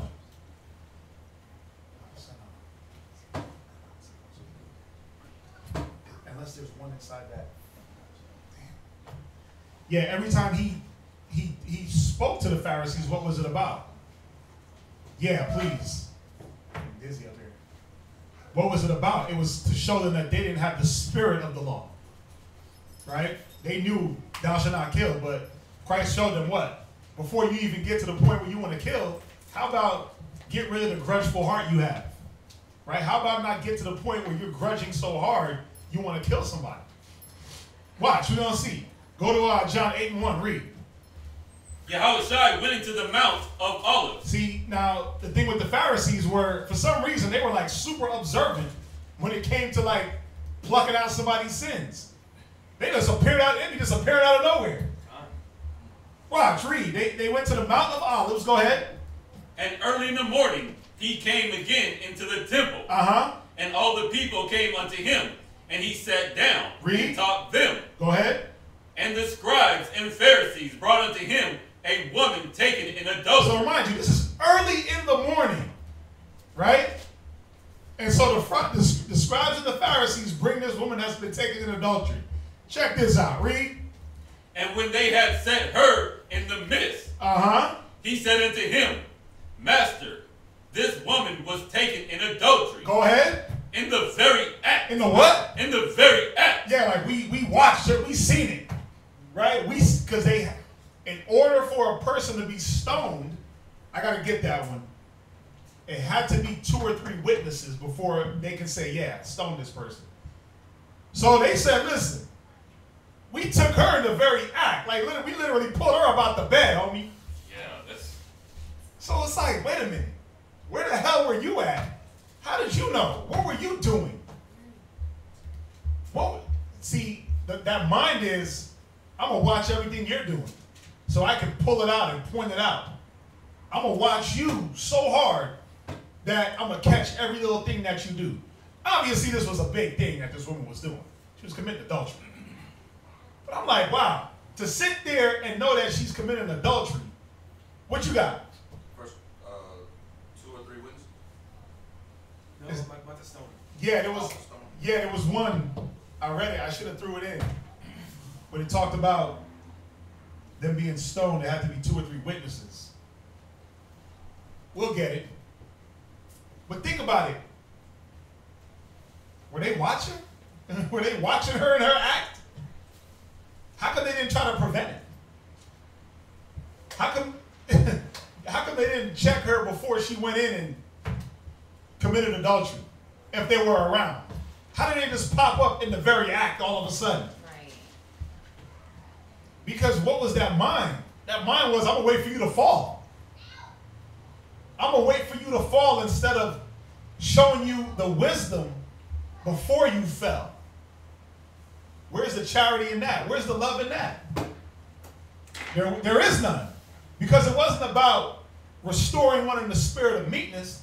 It was about, watch, let's see who we can get stoned today. Read it again. St. John chapter 8 and verse 4. Go ahead. They say unto him, Master, this woman was taken in adultery. She was what? Taken in adultery. Go ahead. In the very act. We took her in the act. Read. Now Moses in the law commanded us. Moses commanded us. Moses said, listen, read. That such should be stoned. That such should be what? Stoned. Now, here it is. He found it. Deuteronomy 17 and verse 6. Deuteronomy chapter 17, verse 6. Go ahead. At the mouth of 2 witnesses or 3 witnesses shall he that is worthy of death be put to death. Go ahead. But at the mouth of 1 witness he shall not be put to death. You see that? So there had to be at least 2 to 3 witnesses for a man to be put to death. So what were these 3 dudes sitting around doing? They was ready to catch somebody. They were lying in wait. They were out for blood. It's like the police officers today. They crouch, You see him in the duckway with the car, the lights off, all black on black. Ooh, something just hit me. Go ahead. Or you rolling down the highway. Uh-huh. They sitting right when you get off the toll road. They sitting out there on the corner of their car with their radar gun, beaming, ready for somebody else to come by speeding. Yeah. Listen, you go by your neighborhood store. You may don't completely stop at the stop sign. Whoop whoop, whoop whoop. Question about the scripture that she said, why didn't they bring the man she committed adultery with? I'm sorry, why didn't they bring the man she couldn't commit adultery alone? That's what she said. Oh, yeah. Why didn't they bring the man she couldn't commit adultery alone? That's absolutely right. I'm not sure. It doesn't say why. Yeah. But guess what? He might have been a damn Pharisee, right? The man. I'm not saying that it was. It's like, she's married. Like what? Yeah. He might have been a Pharisee sleeping with a married woman. Right. Who knows? Right. They don't say who the man was, but it's, that's out there. That's up for, I don't want to say it's up for interpretation because it doesn't say who the man is. But that's a very, very good question. But it could have damn well been one of them. It could have been one of them that did what? Slept with her and said, look, see, she did it. And then brought her. I'm not saying it was. But think about that mind. Because a Pharisee, that mind state was to do what? To catch you by any means necessary. Watch, Proverbs chapter 1, verse 10. Proverbs chapter 1, verse 10. Go ahead. My son, if sinners entice thee, read. Consent thou not. Read on. If they say, come with us. Do what? Come with us. Read. Let us lay wait for blood. Let us do what? Let us lay wait for blood. Read. Let us lurk privily. Yeah, let us lurk around privately. Read. For the innocent without cause. And this was the mind of the Pharisees. They lurked around privately, waiting for blood without a cause. This is the mind that we can't let ourselves fall into. We can't let ourselves fall into that mind. But see, this was the mindset of the Pharisees. We're going to lay around and wait for blood. We're going to cause somebody to get stoned today. We need some type of entertainment. Jump back. Go back to where you at, Chicago. St. John chapter 8 and verse 4. Now Moses in the law commanded us. We're commanded. Read. That such should be stoned. But what sayest thou? Put her to death. But Moses said that she got to die. But what you talking about? Messiah. Right? What you about to say about this matter? Read. They said this. But this they said. Tempting him. Doing what? Tempting him. Read. That they might have might have to accuse him. Yeah, they said this. They tempted him. So think about it. Think about it. If they tempted him with this matter, what does that say about them? What does that say about the Pharisees in this matter? They knew that they didn't have to stone her. They knew that. They knew that she didn't have to die for that. Think about it. How would he be tempted in this matter if they didn't know there was two sides to it? They knew there was two sides, but they wanted to make sure that he was going to hold to one side. They weren't about that balance. They were about death and doing things. Moses said, you come talking about the law and you the Messiah, but how you ain't following the forefathers? So something in them had to say, well, let's see how we can catch him. Let's see what he says. Which way is he going to go? Is he not going to do it or is he going to do it? Go ahead. But Yahushua stooped down. Ready for him to pick up rocks? They probably thought he was stooping down to pick up a rock. They was probably looking at each other like, there he is. He's about to get her. Right? He stooped down and he did what? Wrote on the ground. They're like, damn, man, this dude is right in the ground. I thought he was about to get a stone. Read. As though he heard them not. Yeah, he ignored them. Like, even knew the error of y'all's ways. Right. Read. So when they continued asking him, he lifted up himself. And they kept badgering him. Man, what you think? What you gonna do? Stone her, stone her, stone her. Go ahead. And he said unto them, he that is without sin among you. Cut him to the heart. They probably were selling dope. They probably had brothels around the corner. Listen, these were powerful men. They knew the law, they knew the loopholes. So they knew how to get around things. They knew how to break the law and not in a righteous way. They knew how to get around it. I'm not saying that they did for real. As I say that I am, or that I act as I am. Right. It's not about my fringes, my beard, and me keeping the Sabbath in my closet. I literally just saw the nakedness of two individuals.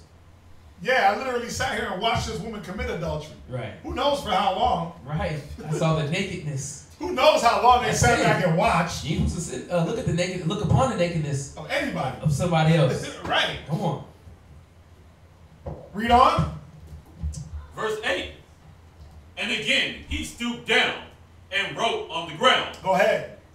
And they which heard it, being convicted in their own conscience. Wait, what happened?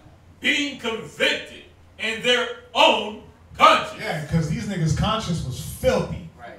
Damn. They had a filthy ass conscience. You know, you think about that because you got a lot of individuals that really don't physically maybe do sin, but mentally, consciously, unconsciously, it is a barn full of wickedness. Thoughts, your deceptions, the way that you perceive information, how you analyze the information, how your brain takes you to Jupiter, down the block, and just the filthiness that it goes. You know, your conscience, man, is, that's why I read that again. Is the stream going? It keeps going out. Read that again. Okay. Verse 9. And they which heard it, right, being convicted in their own conscience. Right, it says in their own conscience. Keep reading. But check this out. So somebody posted the Leviticus. We know the law. We know the law says if somebody's caught in adultery, you bring them out and you stone them.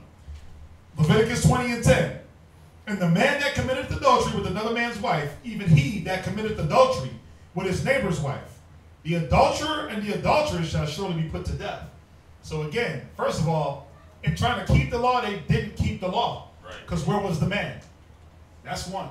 The whole part about it probably was another Pharisee. And we don't know that. Right. But how come they didn't bring the man? So they didn't keep the law. In trying to keep the law, they broke the law. By not bringing both parties out. That's one. What's that mean? So like adultery, that means like when somebody is married and they sleep with like somebody else? Adultery is when a man sleeps with a woman that is married, or if a woman that is married sleeps with another man other than her husband. You see that? So in this case, they were committing adultery. You see that? Well, who knows? Maybe the man didn't know. Should have found out.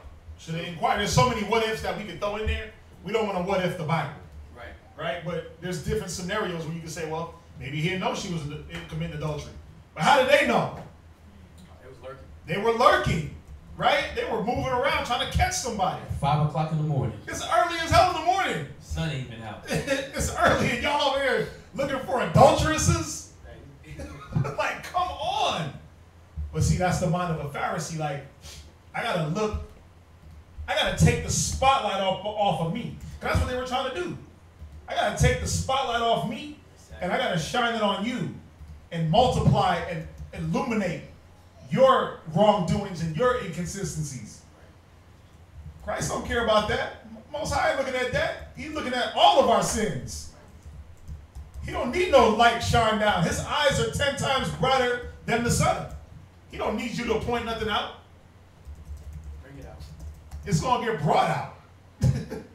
Right? Read on. And they which heard it, being convicted in their own conscience, went out one by one, beginning at the eldest. Yeah, the most eldest Pharisee. He humbled quickly. Like, damn. Got him. Right? Got him. He was like, oh, They didn't say nothing to that. Might as well get up out of here. Go ahead. Even unto the last. And Yahushua was left alone, and the woman standing in the midst. Right. When Yahushua had lifted himself, and saw none but the woman, he said unto her. He threw stones at her. He said unto her. Wait, he tied her up. He buried her face deep and stoned her. He said unto her. Go ahead. Woman, where are those thine accusers? Yeah, where they at? Where they at though? Where they at though? Where the ones that accused you? Where they go to? Where they go? Go ahead. Hath no man condemned thee? See? Because why? They was off as hell. They weren't in a position to condemn anybody. But that was the problem with Pharisees. That's the problem with that mind. I'm going to condemn you to hell. Go ahead. She said, no man, Lord. And Yahushua said unto her, neither do I condemn thee. Go ahead. Go and sin no more. And we all know Christ had the power to he had the power to slice her in half. Nobody was there too. He did this. All you hear is right? Like a glistening sword. But it wasn't about that. It wasn't about how many people I can condemn to hell and get rid of and destroy.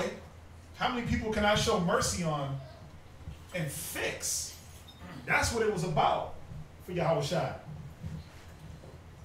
Y'all with me so far? Plug this in. I'm feeling a little bit better.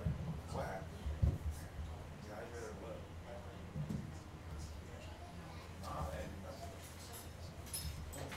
Go to from there. So y'all with me so far, right? Con. 8:43. Wow, how time flies. From there, go to Matthew chapter 23 and verse 25. Now we're getting a better picture when Christ was hitting them in the 23rd chapter.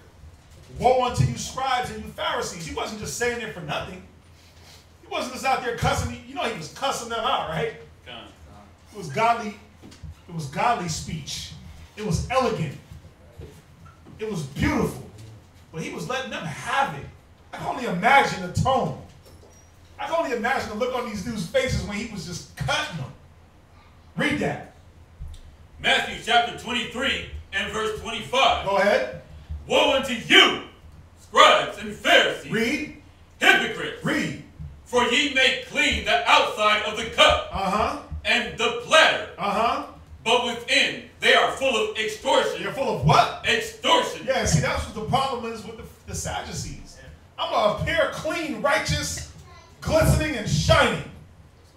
But inside, I'm an extortionist. I'm full of excess from all the extortion I done carried out. Read. And excess. Read. Thou blind Pharisees. Blind as hell. Go ahead. Clean first that which is within the cup and platter. Yeah. First of all, when you do dishes, bro, you clean the inside. You get that filth out. You get them coffee stains out. Right? Clean the inside. Because that's what's being used the most. That's the dirtiest part. He was showing them they got to clean the inside of them. They got to clean that conscience. They got to clean up their spirits. Read. That the outside of them may be clean also. Yeah, because there's no point in having a clean cup on the outside and having it filthy on the inside. Like, it's not usable. Nobody wants to use that. Oh man, that cup looks shiny new. You want to pour your juice, you're like, oh, wait a minute. You got bugs and dirt and film and lipstick stains, and I can't use that. Toss. Go ahead. Woe unto you, scribes and Pharisees. Read. Hypocrites, for ye are like unto whitened sepulchres. Yeah, you like a whited, clean sepulcher. Go ahead. Which indeed appear beautiful outward, but are within full of dead men's bones. Full of what? Dead men's bones. Yeah, because what were the Pharisees about? They were about chewing up a man and spitting them out. They were about usury. They were about using men up. Right. that definition of extortion. Listen, extortion, the act of practice of wresting anything from a person by force. It says, or by any undue exercise of power, force or illegal compulsion by which anything is taken from a person. These cats is probably like, listen, I know you did this, but I need this from you. I won't penalize you. No, like that's this. what they did. Extortion. It was like, listen, I seen you do that. We're gonna accuse you, but guess what we need? Right. We need 50 shekels for you not to be put to death. You're extorting brothers. Watch, why you read verse 27 again? Woe unto you, scribes and Pharisees. Go ahead. Hypocrites. For ye are like unto white sepulchres. Yeah, you know, a sepulcher is like that grave. It's like that, you've seen sepulchers, man, when you go into like a gravestone, a graveyard, and you know the people that got money, they got like the building. Like in Mexico, they got the Mexico graves. Yeah, it's like a house. Right, it's a mansion. Dead is a mansion. Right. Yeah. A mansion for one dead man. He said you're like a whitened sepulcher. You're like a whitened tombstone. A whitened grave, cleaned up on the outside. Read. Which indeed appear beautiful outward. Yeah, but you know when you walk up in that, and you pull that door back, what's going to happen? Read. But are within full of dead men's bones. Read. And of all uncleanliness. And it's filthy inside. He was always pointing out symbolically that they were filthy in the mind, that their spirits were defiled. A Pharisee's mind is to the pure, all things are pure. Right? But a Pharisee's mind ain't pure.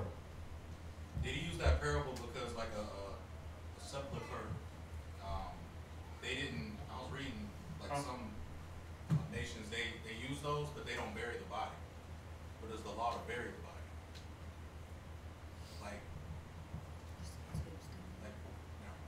No.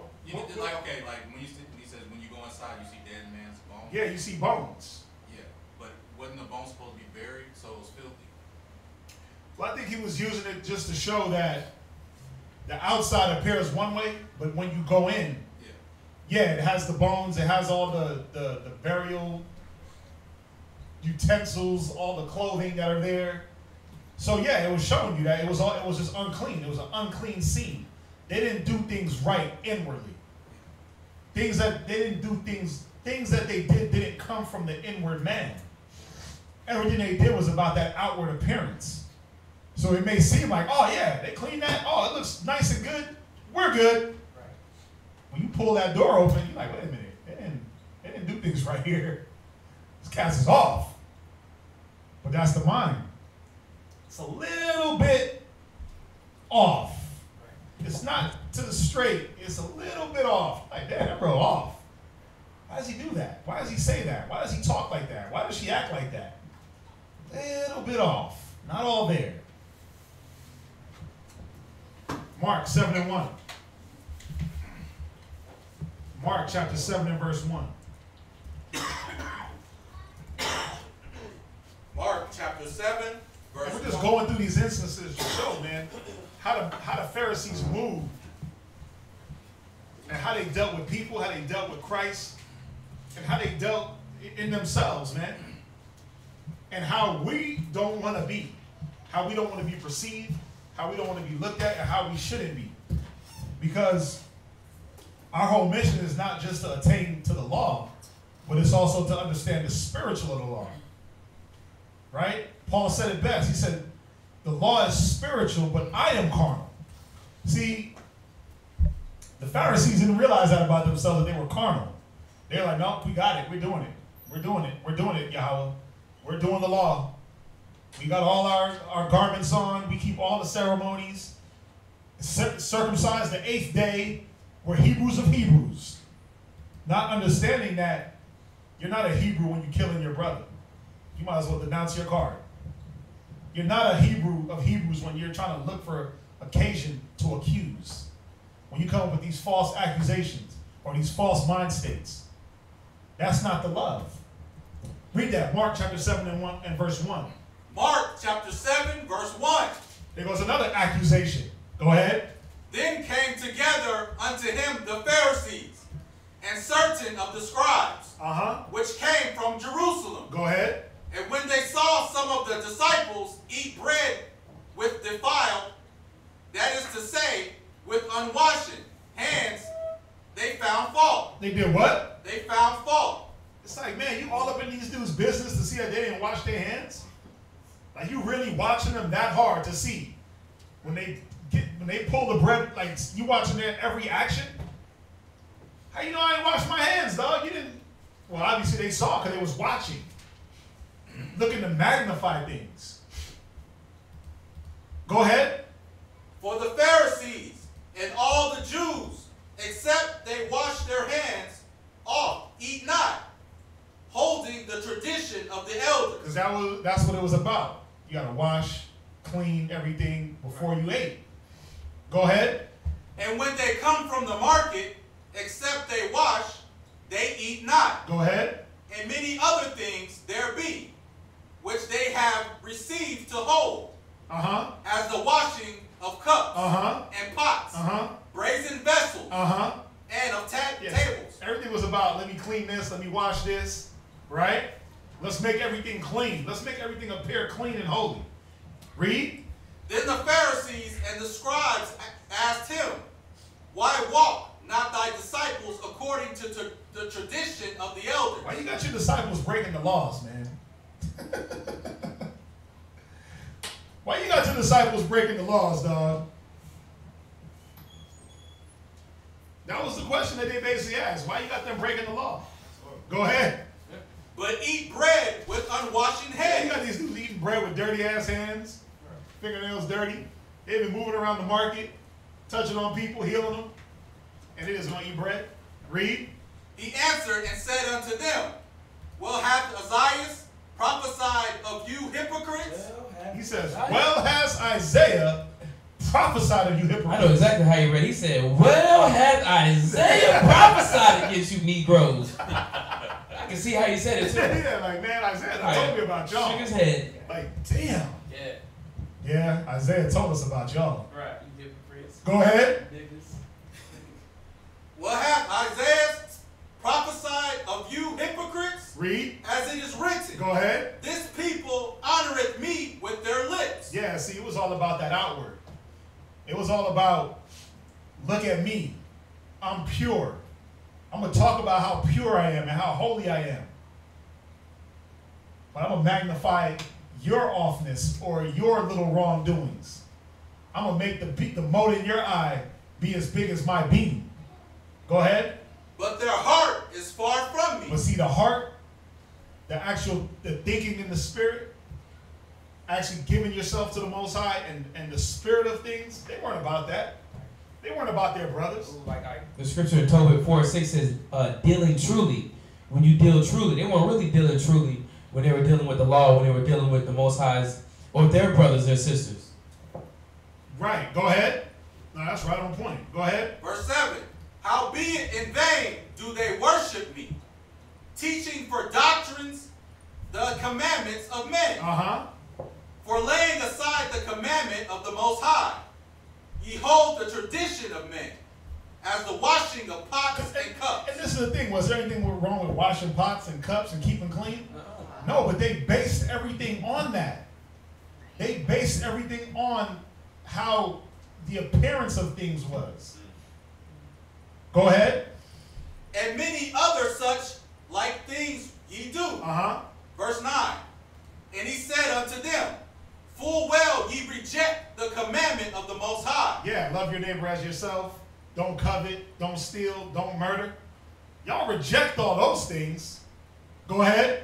That ye may keep your own tradition. Yeah, but you make sure your damn hands is washed. You make sure you can sneak around town and catch everybody else doing what they do. See, again, the mind we don't want to be in.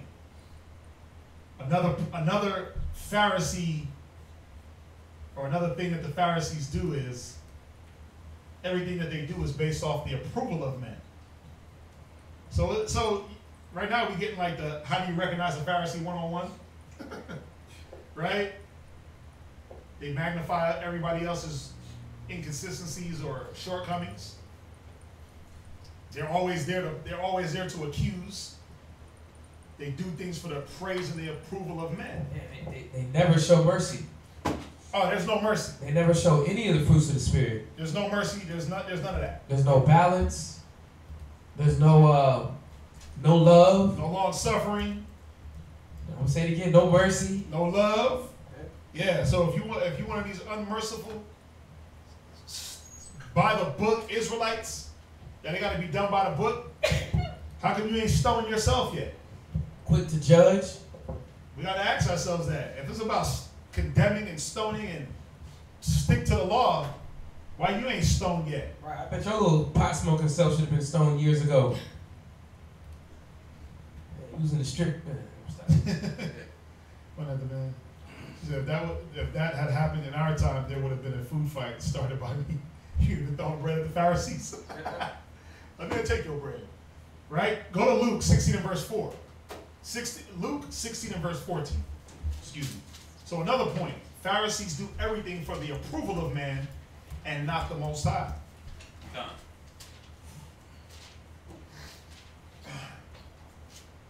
Go ahead when you're ready. Luke chapter 16 and verse 14. And the Pharisees also, who were covetous. Whoa. They were what? Covetous. Wait, but thou shalt not covet. Let me go to the Big Ten. Wait, but thou shalt not covet. So they were what? Covetous. Read. Heard all these things, and they and they derided. They derided him. Go ahead. And they derided him.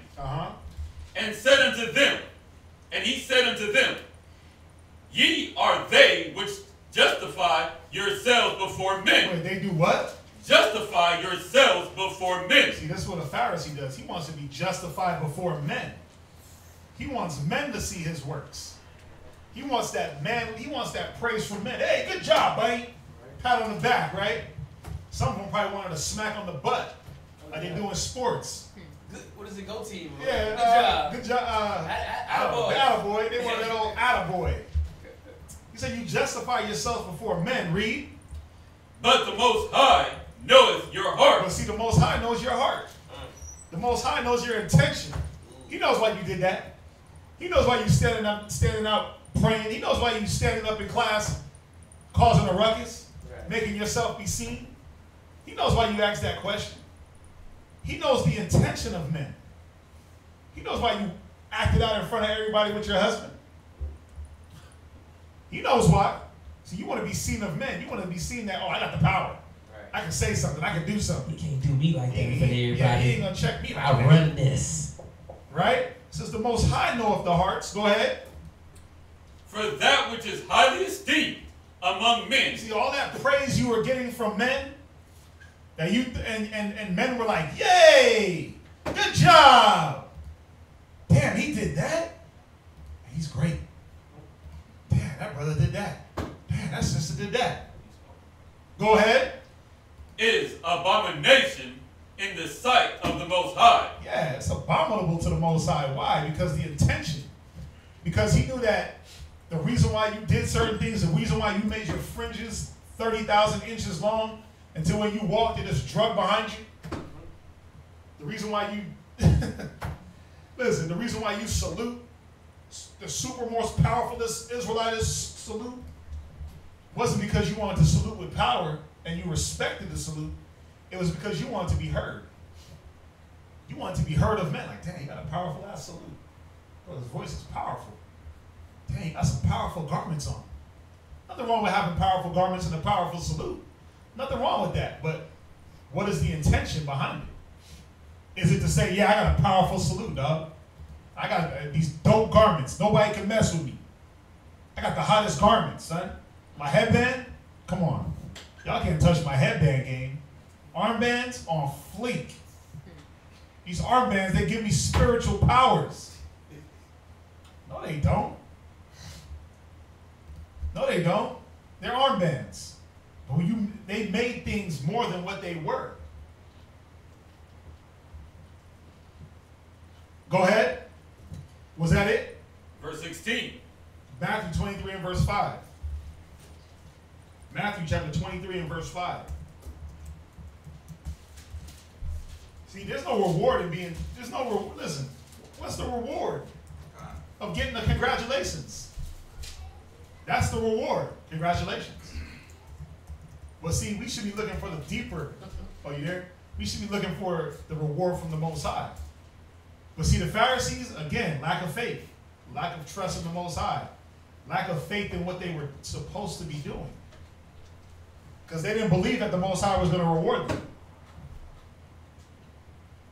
They wanted that old attaboy from men. Read that. Matthew chapter 23 and verse 5. Matthew chapter 23, verse 5. Uh-huh. But all their works they do for all their works they do for to be seen of men. They do what? To be seen of men. Go ahead.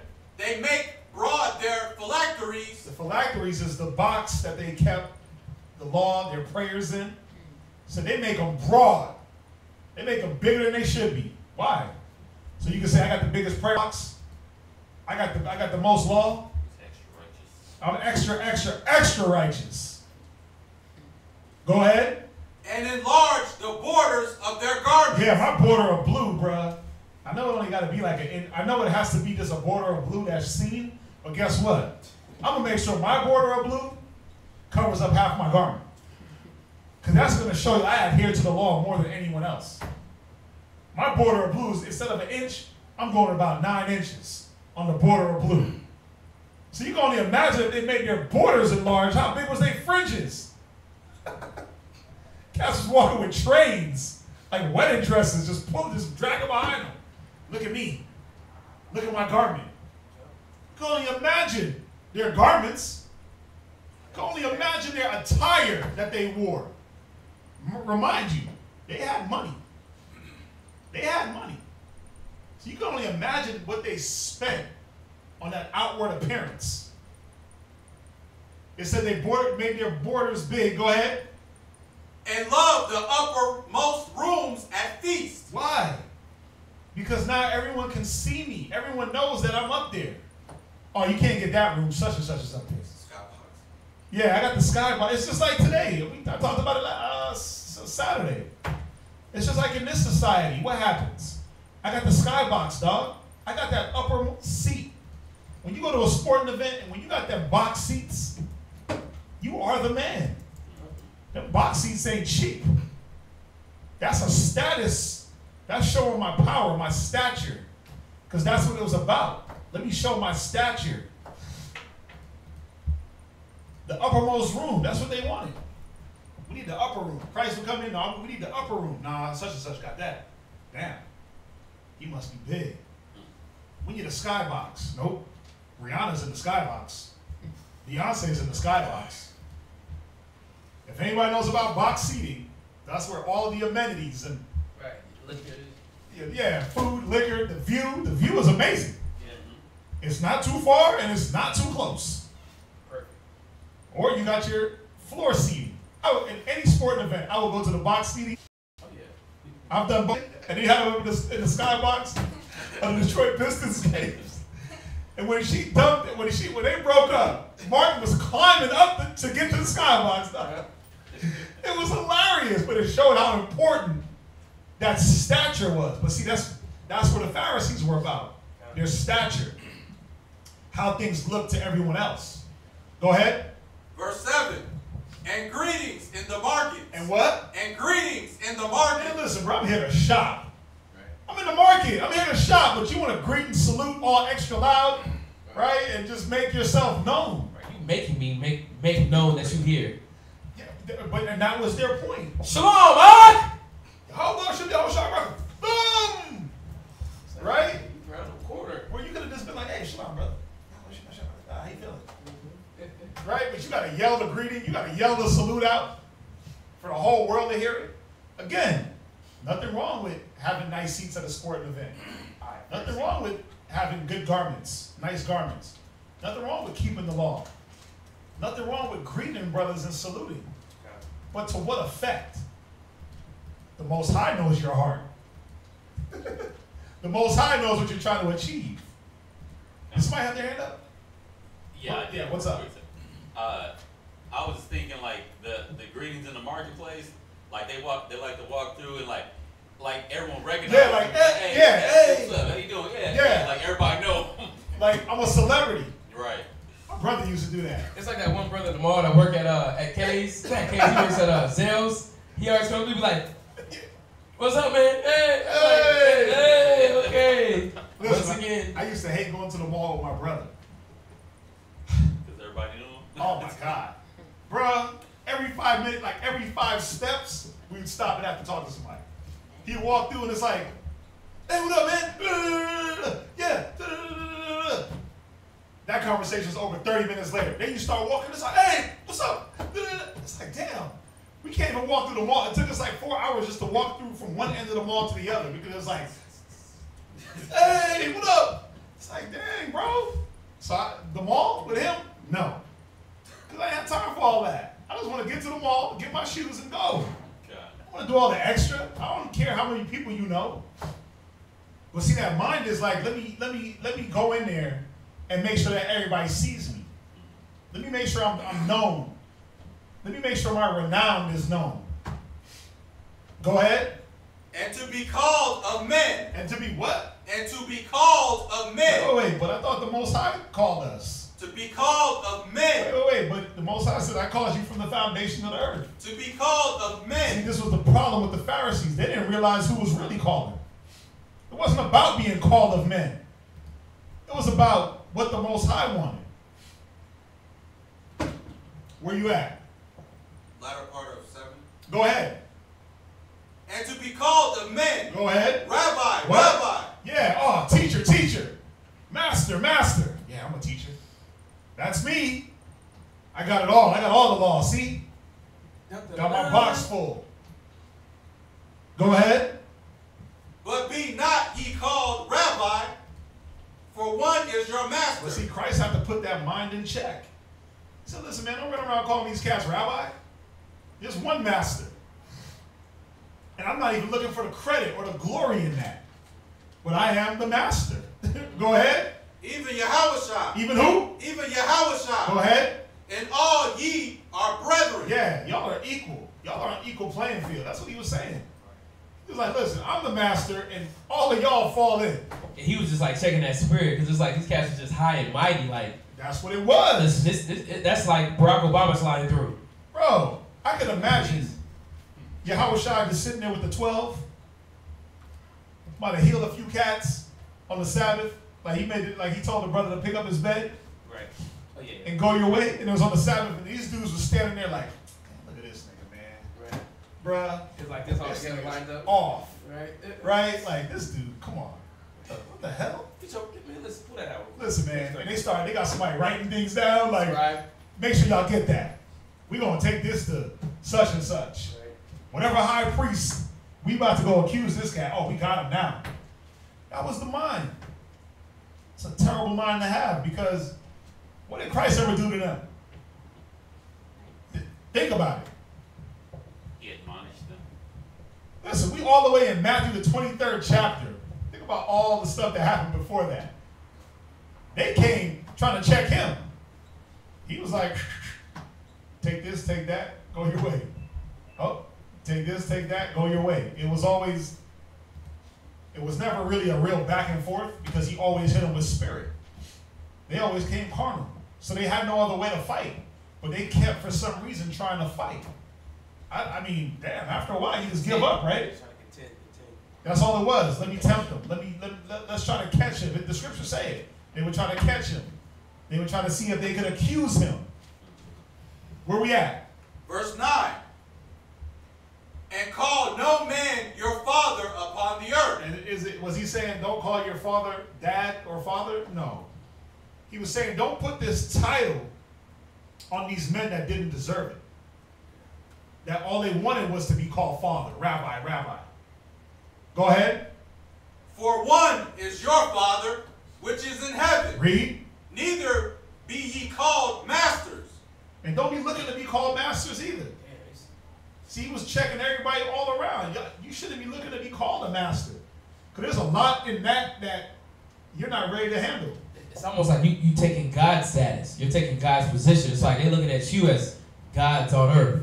And that's where they went though. With their mind is like, look at us. We attained to this law so well that we are gods almost. We know exactly how God thinks. We are God's replica. But I can see it though. Yeah. God's dealing with me. See, the Spirit told me. Yeah. I can imagine him saying that.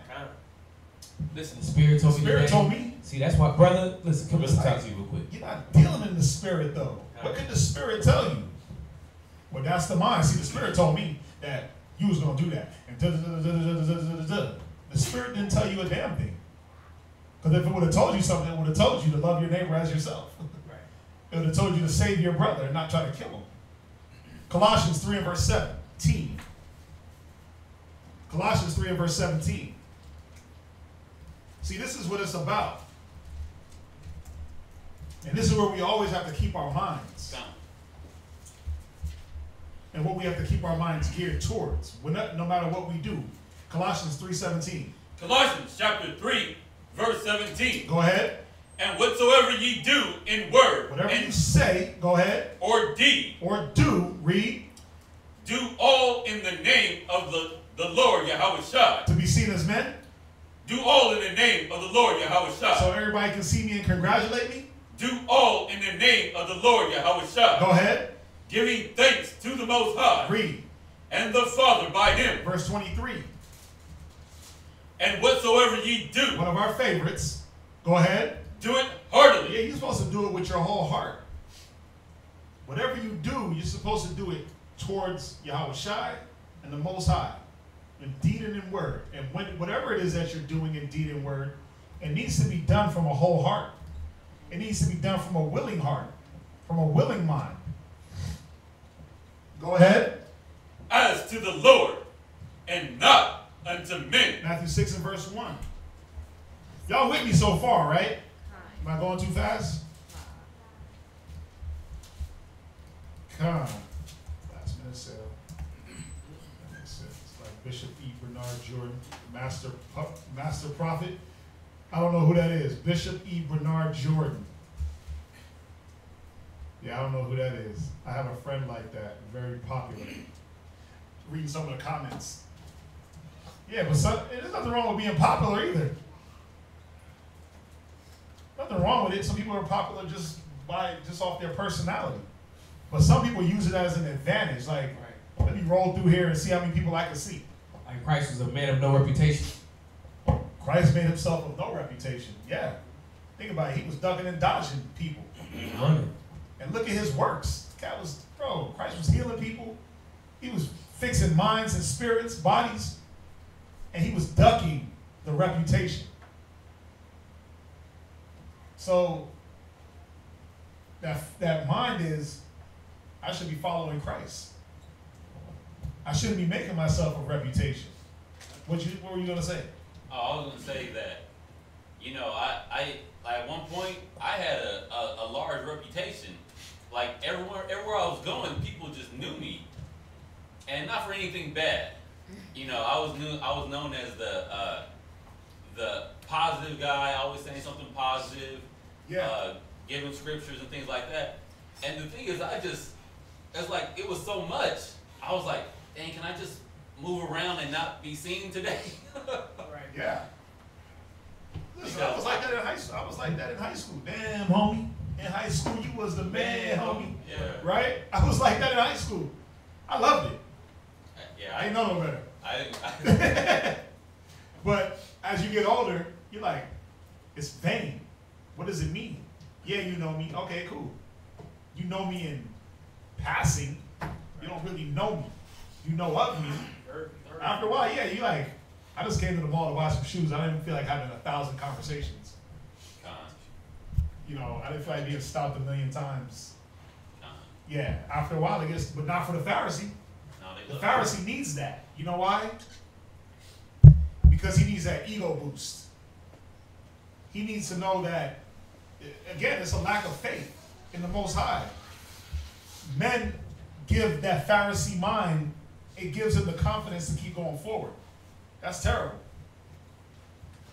None of us should have a battery put in our back by another man to serve the Most High. You should be doing that out of a willing mind. Or else what? When there is first a willing mind, then it is accepted. The Most High won't accept it if it's not willing and coming truly from that person. If it's about being seen of men, like, oh yeah, we're going to go street teach today so everybody can see us. But not so we can go teach and get the word out, it doesn't make sense. Where we at? Matthew chapter 6, verse 1. Go ahead. Y'all got it? Nah. Take heed that ye do not your alms before men. Go ahead. To be seen of them. That's weird. Otherwise, take heed that you do what? Take heed that ye do not your alms before men. Right. He said, watch out that you don't do your alms before men. Meaning, I'm not going to boast and brag about what I'm giving and what I'm doing. Because that's not what it was about. Who cares? Who cares? I don't care what alms you give. If you give, you give. It wasn't about what you gave and me boasting about it or you boasting about it. It was about the fact that you did things in the spirit of the Most High and gave from a willing heart. Again, go ahead. Otherwise, ye have no reward of your Father. Yeah, you killed your blessing. There is no reward when you want to be seen of men. Now, some brothers, some sisters got to go back and reevaluate. Why is it that when they do their alms, there is no reward? How are you doing? Are you putting it on blast? Right, you're gonna be like that woman that who was that? Eddie touched the little boy long. He had a video. Eddie Longstroke. He had a video where there's a woman came up and had a stack of money. Remember that? She came up there with a stack of, it was probably like $50,000. $50,000, dropped it on it, burned the house, walked off. But but it had to be known during the sermon. I had to get his $50,000. I would mail a check. Yeah. Eddie touched the little boy long. Y'all can check a video out about that. I want nobody to see me give $50,000 to nobody. Yes. Cause they gonna think they can get $50,000 from me. They might think I got another $50,000 to give. Yeah. Hell nah. You know what I'm saying? But huh?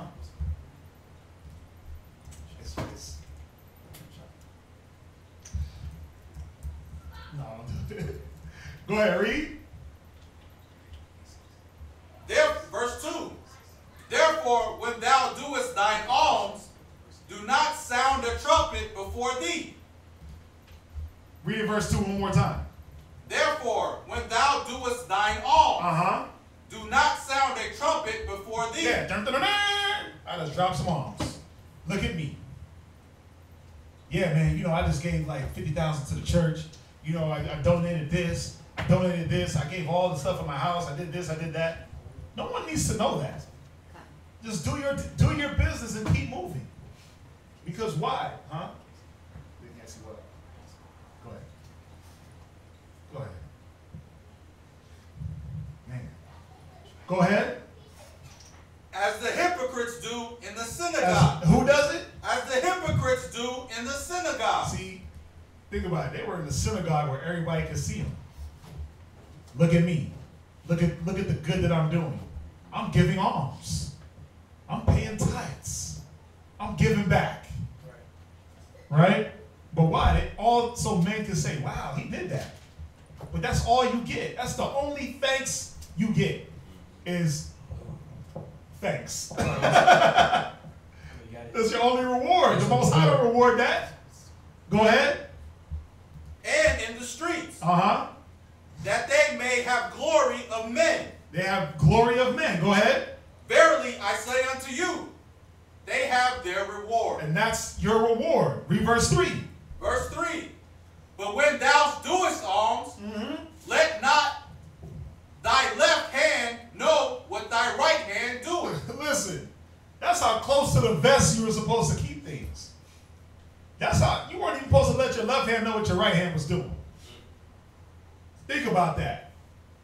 What's that? It's like the celebrities, every time they do a charity, it's always a news conference or Yeah. Just do it. Just do it. It's always like this big blow. Like we're having a news conference to give away money. Like just write the damn check and mail it. Or Drake. I spent 80, what do you say? Yeah, God's plan video, he walking around giving up. He was basically walking around giving out money to people. I don't give a damn. Right. I don't need to see you give out. I don't need to see you spend $1 million anywhere. I don't need to see that. Do what you do and do it in secret. But see, that's why there's no reward for the good deeds that they do. Because the way things are being done. That Pharisee mind is like, I got to be seen doing this, man. It got to be known that I give alms. It got to be known that I give to the church. I'm righteous. It makes, because it's like now that puts in their head that they're righteous. But see, that's the thought process. I give, I do this, I dress the part, I talk the part, I give, so I'm better than you. So now I'm worthy, and you're not. Think about where that mind is. I'm worthy and you're not. Go ahead, read. Verse 4. That thine alms may be in secret. And thy Father, which seeth in secret himself, shall reward thee openly. That's when you get the real reward, when the Most High rewards you openly. But no matter what that reward may be, then you ain't got to boast about nothing, because it's like, damn, the Most High did that. And men can see, damn, the Most High, he gives the glory. Go ahead. Verse 5. And when thou prayest, thou shalt not be as the hypocrites are. Go ahead. Even down to prayer, these cats was off. This is like the most fundamental thing you can do. Was pray to the Most High, but they even did that wrong. They stage it. Yeah, it's like, I'm going to set up prayers now, but we're going to plan it. I'm going to need you to stand here. You're going to stand here, and you're going to stand here, and we're going to make a prayer circle. It's almost like that thing they used to do when, you used to have cats just dance out of nowhere. Oh, yeah, what is that called? Who knows what that's called? When people, What, the dance battles? Or? No, they were battles. They dance in public, like average people, they just start dancing. You be on the train and all of a sudden, like, everybody breaks out dancing. Like in a certain area. Yeah, they had it staged, though. They're called, damn, I forget what they're called. I know exactly what you're saying. Flash dances. Flash dances. There it is. They be like having flash prayers. We gonna set up, so when we all get on the corner of 59th, we just gonna break out in prayer. So everybody start yelling. Everybody's looking around like, whoa! Israel, we are one. They start strong. Flags be shaking. Fringes shaking. You know why I was laughing? Because you can imagine it. Like, you just in the marketplace shopping, and then like 10 cats just break out in like the most powerfulest prayers you ever heard. And you thought like Christ was coming. You were like, damn, wait a minute. What's happening right now? Yeah. Why are these cats praying so hard in the open? Because that's what they did. They just went off and just did things. But see, let's bring it to today. And that mind today, it's like, we all got knowledge, right? We all know a little bit about this Bible, right? The La Biblia. We all know a little something. But you do have some that make sure they go out of their way to let it be known that they are into the scriptures. Everything they do, it's like, I got to go out of my way. I don't go out of my way. If I'm rocking fringes and somebody asks me, I'll tell you. But I'm not going to make sure I walk up to them and flash the fringe. Hey, look. You know what these are? Yeah, and shake them in their face, right? Just start speaking a weird language. Just start speaking weird, different language. So they can be like, what you talking? Oh, that's Hebrew. And the real Jews, and nah, it don't got to be about that. Just do your business and move on. Whoever needs to see will see. That's the thing. Like, that's what the Pharisees didn't understand, was that if you just upheld to the standard and kept the standard the right way, the ones that needed to see it would have saw it. And then they would have questioned, and then you would go in. Now I was thinking about that's that real personal relationship with your Lord and Savior. What's that? No, I'm just saying, just in the fact of not wanting to be seen, but you understand about why you're doing things. Yeah. Where your blessings are coming from. That is a real personal. See, they didn't have a personal relationship with this book. But that's why, going back to the beginning of the class, I said they did things not of faith. Yeah. Because again, their faith lacked so hard. They wanted men to think about it. If a man sees me doing things, then it's going to be maybe in that man's mind to reward the things that I do. Not realizing that the reward comes from the Most High. So I want to make sure that all my deeds and works are being seen so I can get whatever the reward may be from whoever sees me. Lacking the faith to see that the Most High rewards. Is if I do things the right way, if I do things with a pure heart, if I do things with a pure conscience. See, it wasn't just about doing. That's the thing that we have to eradicate from our thought process, is that I'm doing it, see? But I'm doing it. Yeah, but with what type of mindset? You got no feet, no faith. You really don't believe what you're doing. You don't, that's the thing. They didn't even believe in what they were doing. They just knew they had to do it. They knew they had to wear the fringes. Didn't understand why. They knew they had to have the phylacteries. Didn't understand why. They probably just didn't want to go to hell. They were going to go anyway. Yep. That's the sad part. It said, except your righteousness exceed the righteousness of the Pharisees and Sadducees, you would not make it into the kingdom. So think about that. They were just killing themselves anyway. By thinking that they were going to establish their own righteousness the way they wanted to, they missed the whole boat. That whole evil mind state, you missed the whole concept of what needed to be done. They missed the part about being there for the brother, being there for your brother. They missed that whole part. Because when you read about the Sadducees, the Pharisees, and we'll read it, and they was going and ripping through widows' houses and just misusing them. And the scriptures say, be a father to the fatherless and visit the widow and do all. They were just devouring the widows, using up their resources. Oh, your husband left that behind. We need that. We need that. We in control of that now. Why? Because they were using the power. They had power, but they weren't using the power the right way. They weren't using the power the correct way. Where we at? Matthew chapter 5, verse 6, chapter 6, verse 5. Go ahead. And when thou prayest, thou shalt not be as the hypocrites are. Right, because you pray for one thing, you pray that you're doing something, and you live in a whole completely filthy, dirty life. Go ahead. For they love to pray standing in the synagogues. Read. And in the corners of the streets. I can just imagine it, man. You go up in the synagogue and catch just, oh Lord, just chanting prayers. I can imagine it. The sad part is they're chanting over one another. Right. Trying to make sure that he's heard. Trying to outdo. I'll make sure I'm the loudest. Right. Go ahead, read. That they may be seen of men. Read. Verily, I say unto you, they have their reward. Yeah, the reward is that you've been seen. Read on. But thou, when thou prayest, enter into thy closet, and when thou hast shut thy door, pray to thy Father which is in secret. Right, and there was a reason why, because Yahushua was showing us that it wasn't about us being seen for glory of other men. If you have to take it as far as going and shutting yourself in a closet to pray, do that. That way it wasn't, you weren't looking for that congratulations. Oh, you prayed? Damn, that was powerful, brother. Did we not all pray together? We don't pray together after class. But is anybody trying to outdo or outshine, or my prayers are better? My prayers is better than yours. My unity prayer, our prayers could be heard more. Right.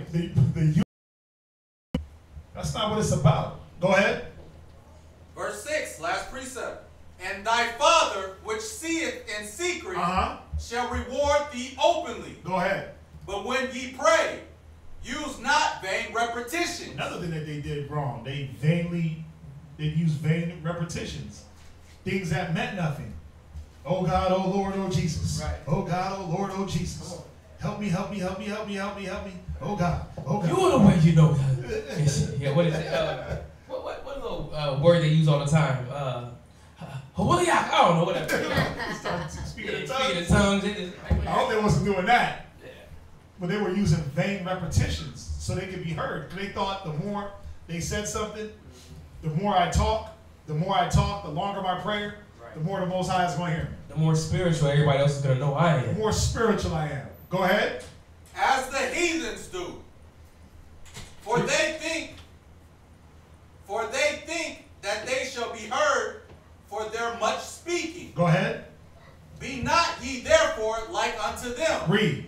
For your Father knoweth what things ye have need of. They never grasped the concept. The Pharisees never grasped the concept that the Most High knew all. They thought that they knew all.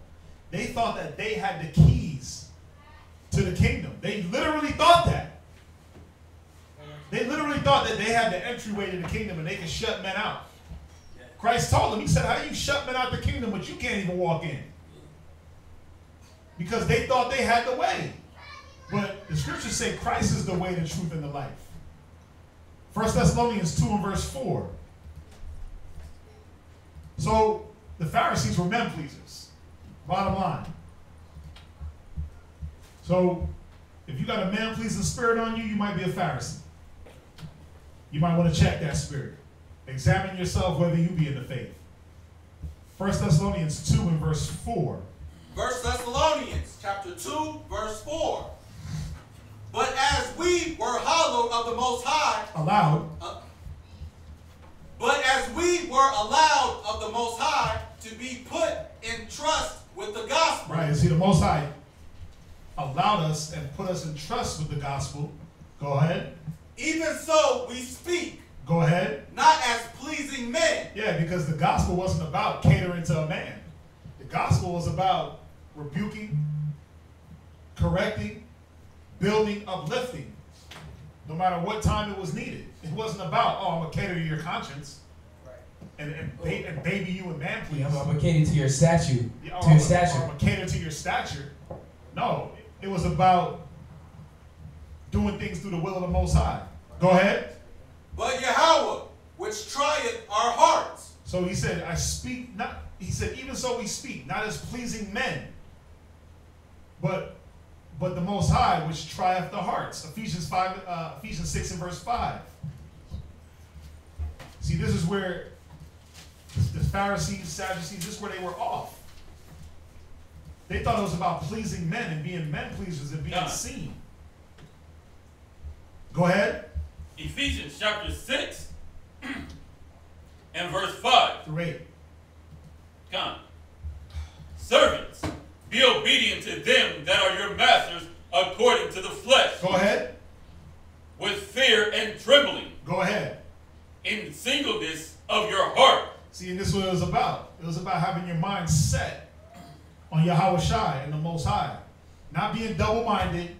Not 1 minute I'm going to do it, the next I'm not. Then I'm going to do it again. This was the Pharisees, man. It was like, yeah, we're going to do this, but we don't really want to do this. Or yeah, we're going to do this, but guess what? We ain't going to do it. We're going to make you do it. Go ahead. As unto Christ. Read. Not with eye service. Read. As men pleasers. Yeah, it wasn't about men pleasing. Go ahead. But as the servants of Christ. See, and this is what the Pharisees forgot. They were supposed to be what? Servants of Christ. Why? Because they were the keepers of the law. So they were supposed to be servants. They forgot that. They forgot that the greater thy are, the more you humble yourself. That's what they forgot. They forgot that much is given, much is required. Get those two. The greater thy are, the more you humble yourself. You see here, somebody's texting. No, you ain't say the most Israelites. Who got it? 12:48. Read it. You got that? Yeah, read that. Luke what? Luke chapter 12 verse 48. I'll read it. Go ahead. But he that knew not and did commit things worthy of stripes shall be beaten with few stripes. Go ahead. For unto whomsoever much is given. This is what they forgot. That the more you knew, the more that you were given. Go ahead. Of him shall be much required. Yeah, there was much required of the Pharisees. But they didn't want to give back. They want to hold to themselves. They want to stick to themselves. They didn't want to give. They didn't want to give the law. Only when it was time to punish. Only when it was time to cut somebody. They was all about that cut life. Yeah, I can cut you, but can I heal you? Can I build you? They didn't know how to build. They knew how to cut and break down. But see, there's a time for everything. They had no balance, man. They lacked balance on every occasion. So again, if you're a brother or sister that lacks balance, you got to check that spirit. Proverbs 16 and verse 1 real quick. Proverbs chapter 16, verse 1. Yeah, read that. The preparations of the heart. Whoa, that's not it. Salakia. Proverbs 11 and verse 1. Yeah, I'm sorry. Proverbs 11, verse 1. Uh-huh. A false balance is abomination. So the Pharisees were abominable to the Most High. They were abominations. Why? Because they dealt with a false balance. They dealt on only one side of the law. Like as we read down, Christ said, you omit the weightier matters of the law. The joy, the peace, the love, the faith. You all about the carnal aspect. You all about how I look performing the law. That's the problem with brothers and sisters. You so worried about how you look carrying out the law. Like, who gives a damn? I don't care if you got one fringe. At least you got it. I don't care if your beard, you might not think it's a beard, but it's a beard. But some brothers go to the extreme where they got to paint on a beard. They try to paint their beard on. Right. Like, come on, man, just let it rock. Yeah. Don't try to kill yourself trying to do the works of the law and not have no faith behind it. Because then what happens? All types of this weird things start happening. And you trying to push the works. The works. It's about my works. See, look at me. Look at me. I don't want to be looked at, man, except for as a good example. In charity and love for my brothers, the sisters, my kids, others' kids. I want people to be able to sit back and say, you know what? He treated people the same way he wanted to be treated. He treated people's kids the way he treated his kids. He did, or he treated others better than himself. I'm learning. But that's what I want.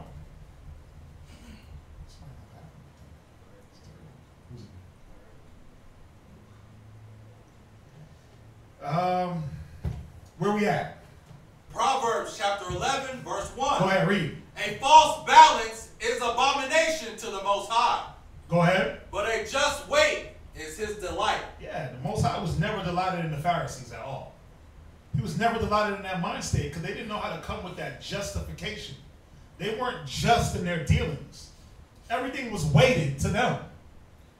Even when they brought the woman caught in adultery, it was weighted. You could tell. Situation was just like too coincidental. It was too just, damn, they found this chick out of nowhere. The Most High don't take delight in that. Where you at, Shaka? Ephesians chapter 6 and verse 6. And we're going to end it on this scripture. So we might end a little bit early. Because it's going to go into another point that I don't want to go into yet. We'll stay after the next class. Go ahead, Ephesians chapter 6. Not with eye service, as men pleasers. Go ahead. But as the servants of Christ. Go ahead. Doing the will of the Most High. From the heart. From the what? From the heart. Wait, from my fringes. From the heart. Yeah, my phylacteries are huge. From the heart. It was about doing the will of the Most High from the heart. It's about doing it from the heart. Because remember, the Most High knows your heart.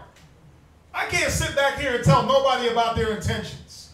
Because I don't know your heart. I don't know your heart. You could play like you got a good heart. But what is going to show? Your fruits. Your fruits. You can sit back and, I got good intentions. Okay, Con, well, we just got to see that. Over time. Time tells.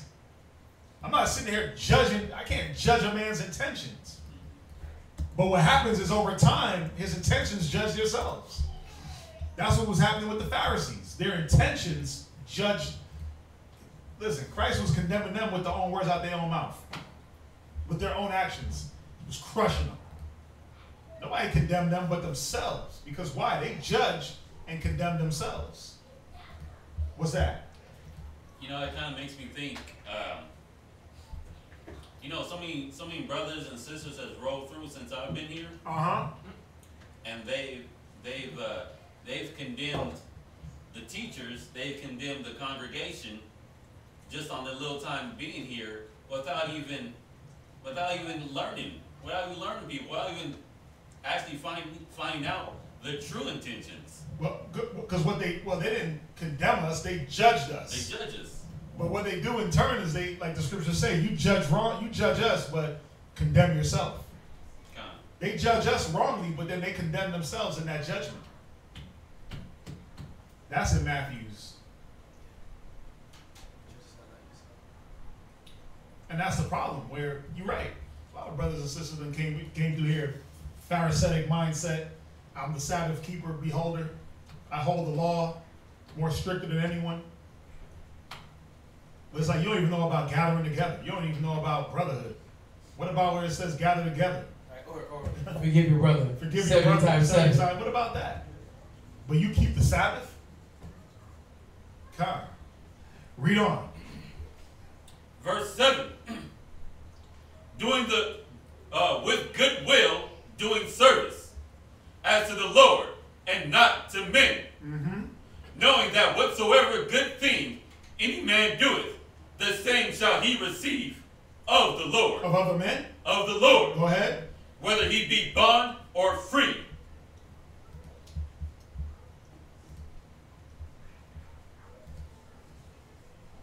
Who are the Pharisees of today? Anyone that falls into this mindset.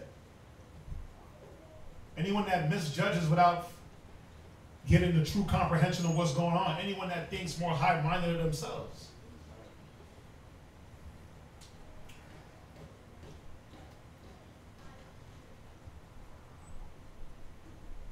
I don't want to move on because a whole other block of scriptures. But we'll end it there. We'll end it a little early. Anybody got any questions on the topic? For next time. What's that? I'll save it for next time. Okay, perfect. Well, let's see. Yeah, we're gonna hold it there, and we'll end it here. We do thank y'all for joining us. It was a long one.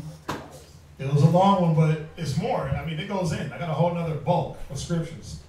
So we'll end it there. If you got questions, hold them for Wednesday, and we're gonna say shalom.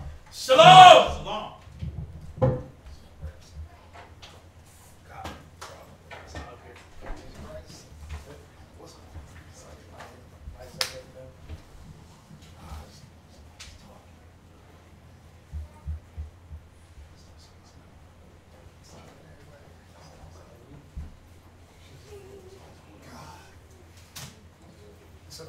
Jesus is real, but you devils taught lies on Christ. So many lies that when we come with the truth, people think that the lies is the truth, and that the truth is the lie. Change the truth.